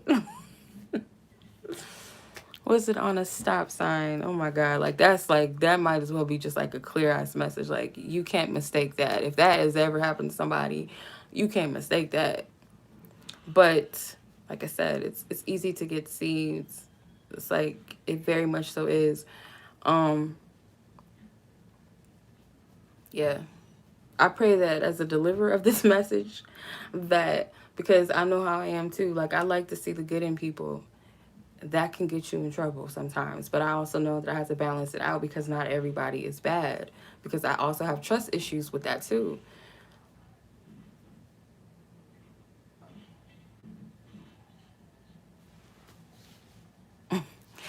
So I just pray that we all just are receptive to the signs, to the notions, to the feelings and the energies that we feel, like those undeniable energies that we sense and feel, the visions that we get, or the messages, and we just like, we don't reject it, but we take heed and we act accordingly to divine will when it comes to, the messages that we receive. But I'm gonna cut it off here, because that was like very, very long, but I feel like it needed to be said, and the delivery of it might have been like extra and stuff. I don't know.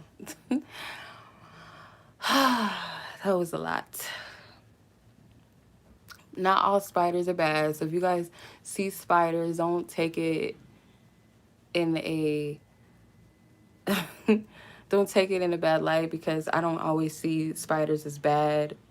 It's all about the energy. Just pay attention. That's all. Um, that's all. So if a light energy exists, know that the darker aspect of it also exists. So you just have to know how to separate the two, and know what's what and what's real, and what type of fruits are being produced. Is it good fruits or is it bad fruits? So,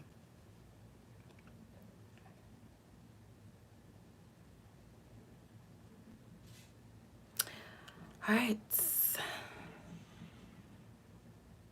Doja Cat, Charlotte's Web. Are you talking about the Charlotte's Web book or movie?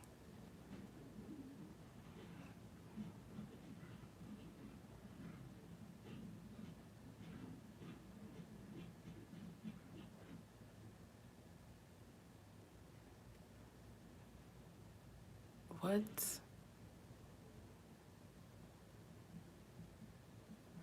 Spirit is showing me something. Let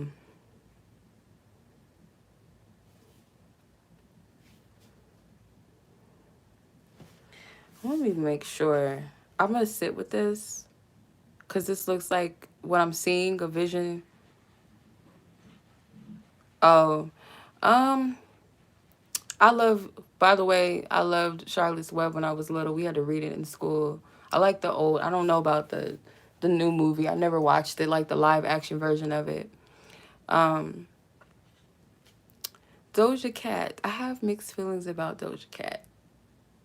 Like, I feel like she's talented and stuff. Like, and but like certain things I've heard about her, like certain controversies, I can't rock with that. So it's like you gotta like separate learning. I'm like learning this, like my sister always says, you have to separate the spirit from the person. Like, even if it's your mother, like your mother can be very like, has certain dark ways about her, but it's your mother, so you can empathize and sympathize at the same time, but you don't like that energy, that spirit that they walk in.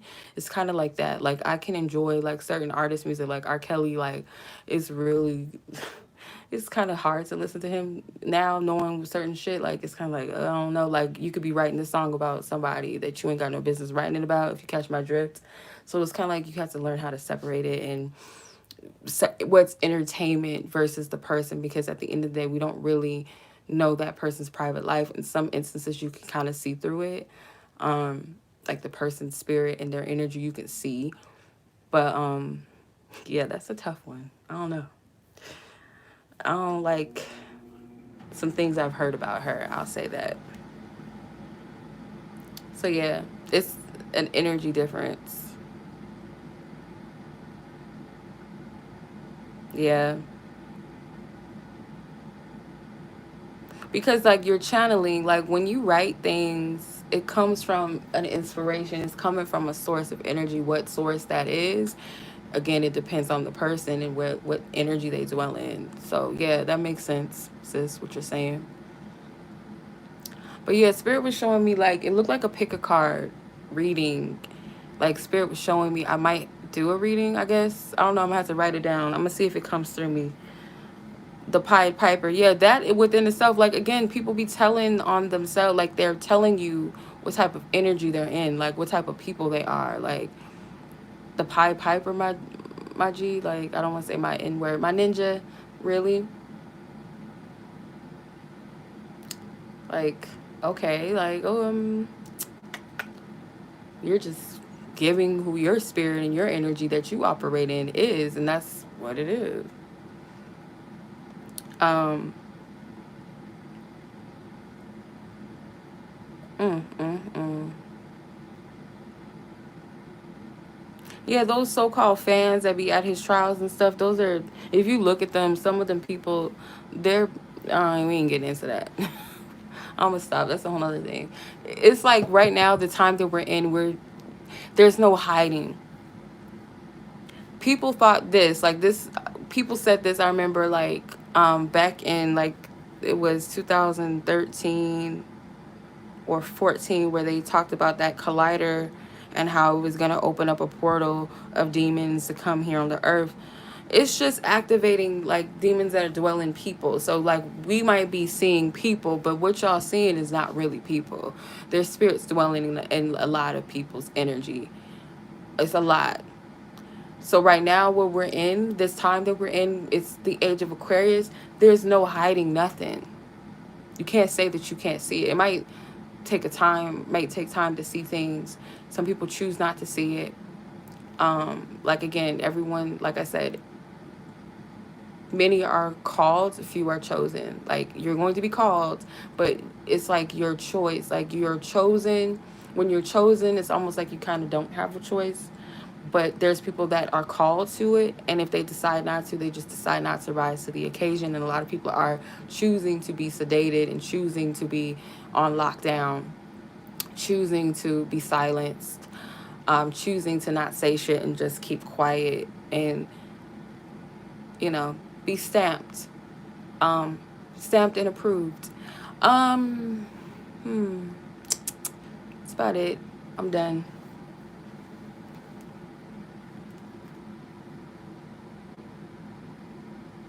Yeah, and it's like this thing too, like, we're taught about the new age, and I just want to just say this real quick too, like the new age stuff. In our mind, when you think of the new age, you think of, like, um, you know, the spiritual community and um, the mystics and stuff like that. But the new age is like the church. There's a lot of, and it's been a lot of wickedness in churches, but you're going to start to see that, like, a lot of it is just one and the same. It just depends on the energy you dwell in. Like, when people say things like, oh, tarot is evil and it's of the devil, or channelings of the devil, they're one and the same. Like how they have kingdom, they talk about kingdom spouses. There's the community that talks about divine partners or twin flames, soulmates. It's the same stuff. You have to discern, like, who's coming from what, because one person that looks, like I said, because I see a lot of prophetic words on social media. It's become a very popular thing, and I don't take every prophetic word as a word from God. Like, I have to test the spirit, just as I test people that are readers and readings and stuff, or who I get readings from and all of that. I have to test the spirit to see if it's really coming from a divine place, or if it's mixed in with some stuff or some agendas, because there's a lot of soothsaying. Oh, this is going to happen when, where, and blah, blah, blah, blah. And anytime that I deliver a message, I always want to make sure within myself that I'm coming correct, and I'm not feeding you guys something. Like, just because something came to me doesn't mean that it's necessarily from God or coming from a divine source. Or I have to make sure.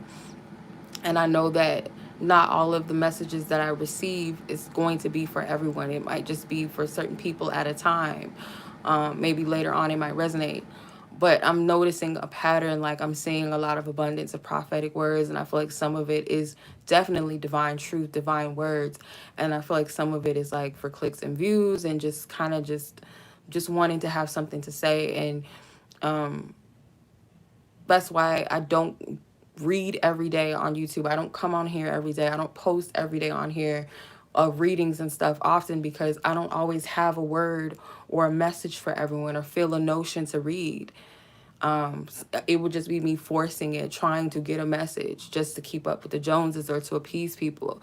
So if I don't keep up with the demographic of popping out readings every day or every other day, it's because I'm not led to. I don't feel led to. I don't feel like there's a message to be shared, so I'm not gonna do it.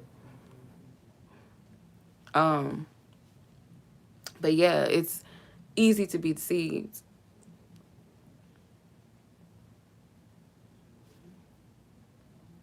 Yeah. Yeah, the time that we're in is very crucial, and I just want everybody to, stay in their divine light, operate in their divine divinity, not to be in fear, and to use their discernment as at all times.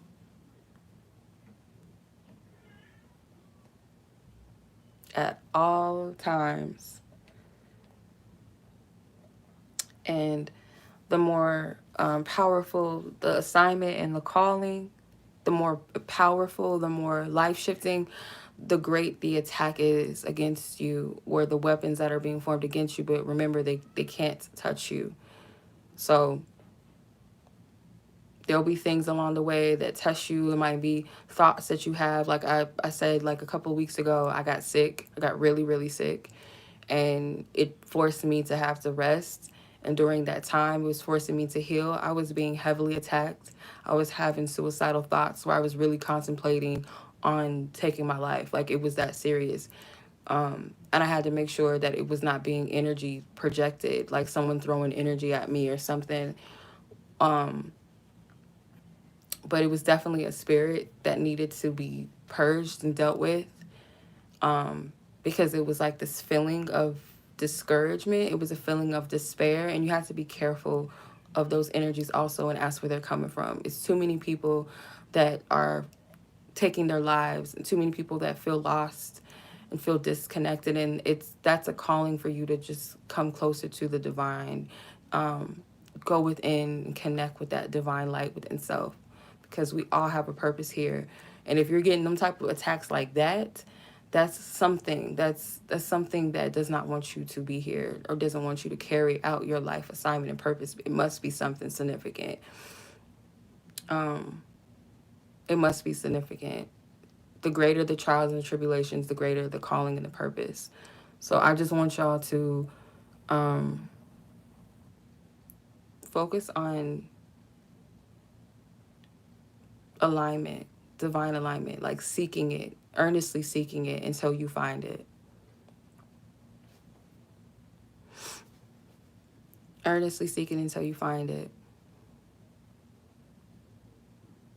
Do not be dismayed. I'm hearing, do not be dismayed by the things that you see on social media, the things that you see in media, the things that you see going on in the world. It's an illusion. It's to paint fear. You got to be able to separate and discern the energies that you're seeing.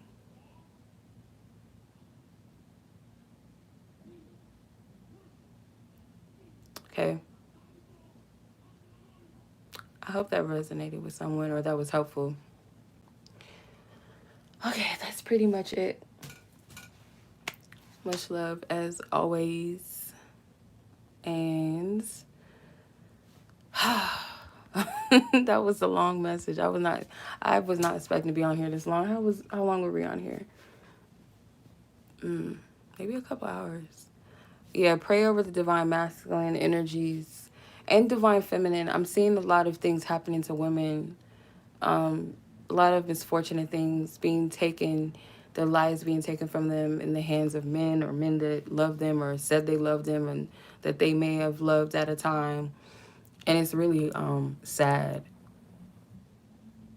It's really sad. We live in a toxic love culture right now, and Um, yeah, and men too. There's a lot of spells being casted on men as well. On social media within itself is a portal, but just in general on TV, and there's an agenda. It's an attack. Divine partnerships, they do exist. They're not fairy tales in the sense of where you can't have that type of love. Um, Divine love is of the Most High. It is of divinity, unconditional love. Like you're meant to, those of you that desire that, it is meant to have. And for some, um, some people desire it for the wrong reasons. Divine love is not to obtain a person. It's not for your obsessive behaviors. It's not for your manipulative behaviors and control. It's not for your selfish purpose and reasons. Divine loves, divine love connections, they are of God. They are for God. They are for the sake of a divine purpose. They have a divine it's like it's a divinely ordained connection. Is a purpose behind divine unions. It is not for the pleasure of your ego and your flesh, or to project your fantasies and obsessions of what you think and what you want. And you have to come wholeheartedly. You have to come in a pure heart and correctness. Spirit is not going to even, like, don't even play with that. Like, there's people that want to latch on to this twin flame stuff, and it's from a place of darkness. It's from a place of energy feeding and harvesting, and wanting to project something that is not that, for the sake of their own selfish reasons. And the whole purpose, again, to separate the real from the fake, is that those that are called to divine connections, it is about soul growth. It is about self-love and healing, so that you can even have that with another person. And that person too also has to be in the right heart. Spirit is not going to pair someone up that's been doing their work, that has been healing, that is of a loving person, that has an unconditionally loving heart, with some sadistic person that's just there to take and not give, or treat them like they're their Barbie doll, or their testicle keychain, like just want somebody's balls as their keychain. Like that's not, it's not a divine union. So there's some people out there that really look at these connections like that, like they're meant for them and their pleasure, and oh blah blah. Like I see a lot of stuff. I'm just see a lot of shit, and it's sick. So no, that's not what it's for. It's not for you to just, not saying that pleasure, like you guys are not meant to enjoy each other and have fun, but when it's from like your selfish reasons, from a place of manipulation and control over another person, that is not that. You shouldn't have to bribe your way into someone's life or heart. It should just align. It should just be natural. So I pray over everyone. I pray over divine masculine, divine feminine, because it's very easy to be deceived by these counterfeit energies, these karmic energies. Some of them, they just want to latch on to what you're manifesting. So pay attention to that. Like, no, this ain't for you. You trying to sow your seed into this legacy that we're manifesting, or stop the blessing of what I'm about to get forward. Like, you trying to throw me off my path, but guess what? It's not going to happen. No weapon formed shall prosper. You're going to get locked out in the gates. Like, Spirit keeps showing me visions. I want to get off of here, Spirit. Like this is long, but it is what it is. I seen this vision real quick. I don't know if you guys ever seen that Cinderella movie. It was the one with Brandy. Brandy was Cinderella. It had Whitney Houston. She was the fairy godmother. There was a scene where she was at the end of the movie, where Brandy was getting married to the prince or whatever, and I think it was her mom, her stepmother, and her stepsisters, they were trying to get into the wedding, and the gates got closed on their asses, because they was trying to they were trying to partake in it, knowing that how they treated her. They treated her badly, right? You guys know the story of Cinderella, at least the Disney depiction of it. They treated her badly, poorly.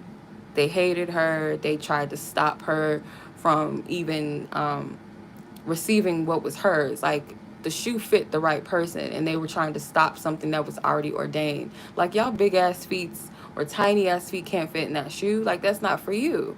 So you're trying to hide her out and block her from receiving her blessing when it was already shaped and molded for her, just for her.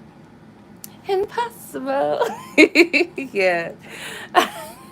No, like, no. Like, literally, no, it's impossible for y'all. Like, what y'all doing? But they got closed out of the gates, and it was like funny. They couldn't even come into the wedding. So it's just like, don't try to show up and like try to like be a part of something because you want to like get in on. No, no. Spirit's not gonna let that happen. I'm telling y'all, like, and this is not to shit on people, but you reap what you sow. Again, like, we all have to pay for things that we've done to people. Even in our ignorance, I feel like, we learn lessons from the things that we've done, or we have an opportunity to repent from that, or like repent meaning in a sense of be remorseful and seek forgiveness within self and that of spirit. I was wrong. Take accountability. I'm sorry for what I've done. um Taking accountability can also be healing that thing, that pattern, that behavior, the things that cause you to hurt people or do the things that you did. For others, it's just like people are just wicked, they don't care, and you're not the only person that they do this to, or that they do this to other people, whatever. The person you're asking about or thinking of, or the person that you're concerned about, they're not the only ones being hurt by this person, guaranteed, or have been hurt. So they're gonna reap um, the seeds of what they planted, the fruits that they've bared. Their rotten fruits, their venomous nature, the poison that they've put out, how many people they've harmed. They're gonna have to answer to that somehow, some way. They're not gonna get away with they're not gonna get away with it. Just point blank, point period. They're not. Like, you thought that you was doing something. You don't get to throw rocks and hide your hand and then nothing happens to you. Like, eventually everybody's going to get it, and it sucks to be them. Sucks to be them. But yeah, like, you can't escape that. I don't care how powerful you think you are, or how much magic you do, and what type of ancestors you think you walking with. If you do dirt, you're digging a grave for yourself. So, especially if you're touching with people that you're touching people you don't even know what their spiritual ranking is, and people that are actually um divine beings, or people that have divine purposes and callings, and you think that you can do what you do and not get touched. Like, you're funny. You're funny. Like, these people is crazy. They're sadistic. It's the demons in them. Like, like, demons don't take accountability for shit. They don't. Demons are prideful. They are boastful. They like to show themselves. They like to, you know, they're of wickedness. So, of course, they're not going to think they're going to get any repercussions. And some of them, they know their time is up. So that's why they do the things that they do. But it's kind of like, oh, I'm already a dead man walking or dead woman walking. And when I say that, I don't mean like physically, but just kind of like, I already know that, you know, that is my fate, is to be annihilated. So why not just have fun and just ruin people's lives where I'm at it? Some people think like that, and that's demonic behavior. But I promise I'm done. We're getting off. We're done. So don't worry about it. If you felt like someone's been taken advantage of or hurt, like, everyone's getting their karmic payouts at this time, I feel like, too, and a lot of people are being exposed. There's nothing to hide, and it's very important that you heal your inner traumas and the things that you deal with, so that these things are not what hold you back, or what things that don't hold you back or put you in bad outcomes and predicaments. Like, you want to clear your name of things, not for the sake so that you get off scot-free from things, but because you're sincere about it and you don't want to repeat these same cycles, or you really have a heart of repentance that you don't want to walk in those certain energies anymore, be that type of person anymore, or that you're sincerely sorry for things that you've caused, or you want to forgive people, because forgiveness is also the key to peace and inner freedom as well. You don't want to hold any heaviness, resentment towards anyone in your heart. You want to leave it up to the universal energies to handle that.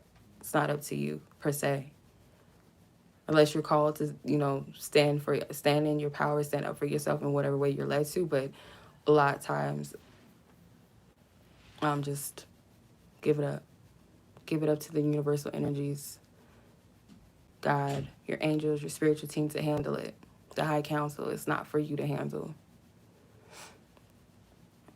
Yep. And sometimes you have to do that. Your closure is not always going to be directly from the people. Sometimes your closure is really going to have to be just within self, that peace within yourself, to acknowledge the situation, make peace with it, understand what it was, take what you're supposed to get from it, and move on, and dead it. Release that part of yourself that identify with those energies. Forgive yourself in the past as well, and let it go. And it might take some time. It's not an overnight thing. Might be layers to the forgiving aspects. Like, you have multiple things that you have to forgive someone for. So, it's not going to be overnight. But when it's time, you'll divinely just be led into that healing process, however, whatever that looks like for you. So, yep. That's the reading. Not even the reading, it's just the message. So much love as always, y'all. I appreciate you. Thank you guys so much. I hope that you guys take this message in light and positivity, and transmute anything that, doesn't serve you. That this just helps you and encourages you in a positive way. Maybe someone else around you. You're welcome. And pray over your loved ones, whether you know for sure that they're dealing with something or not. Just pray for everybody right now. You don't know what the silent battles are that we have right now, and because of the time that we're in, it's a lot of heavy energies and heavy clearing. I don't know what's going on in the universe, what's going on in the planets, but just pray for everyone as well as yourself. Really earnestly seek divinity and divine peace at all times. That's really what's been helping me, seeking God and getting myself out of the dark places I was in, or at least helping me to understand what I was going through. Even if I had to do it alone, you're not alone. So, oh wow, the entire outer system. Oh, you did say that the solar system was moving backwards. You did say that. You commented that on something. I can't remember what post it was, but you did comment that. So that makes sense. That's interesting. Wow, that's crazy. The entire solar system is moving backwards. That's crazy. I'm gonna have to look further into that. What's the science in that? What's going on? But much love as always. I appreciate you guys. Thank you. Thank you, thank you, thank you, thank you. For those of you that send me love and have, true intentions and pure intentions and support, and that send good vibes and energy towards everyone on the lives as well. I appreciate y'all. Sis, thank you for being on the live and helping me out. And all of you guys are welcome. The ones that, you guys that have commented. Oh, outer planets. Jupiter. Oh, Pluto. Okay. Pluto's ass. That makes sense. Pluto is yeah, Pluto. Yeah. We're not talking about Pluto, the little cute little dog or whatever on the Mickey Mouse. We ain't talking about him.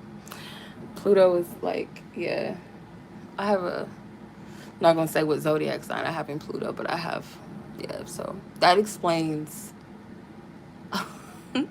that explains a lot of the energy. So yeah, maybe we all need to check our Pluto signs and see like what's going on to get a better perspective of what's going on with our shadow energies. Maybe I don't know. That might be a thing. Judy just that used to be the show. I forgot all about them.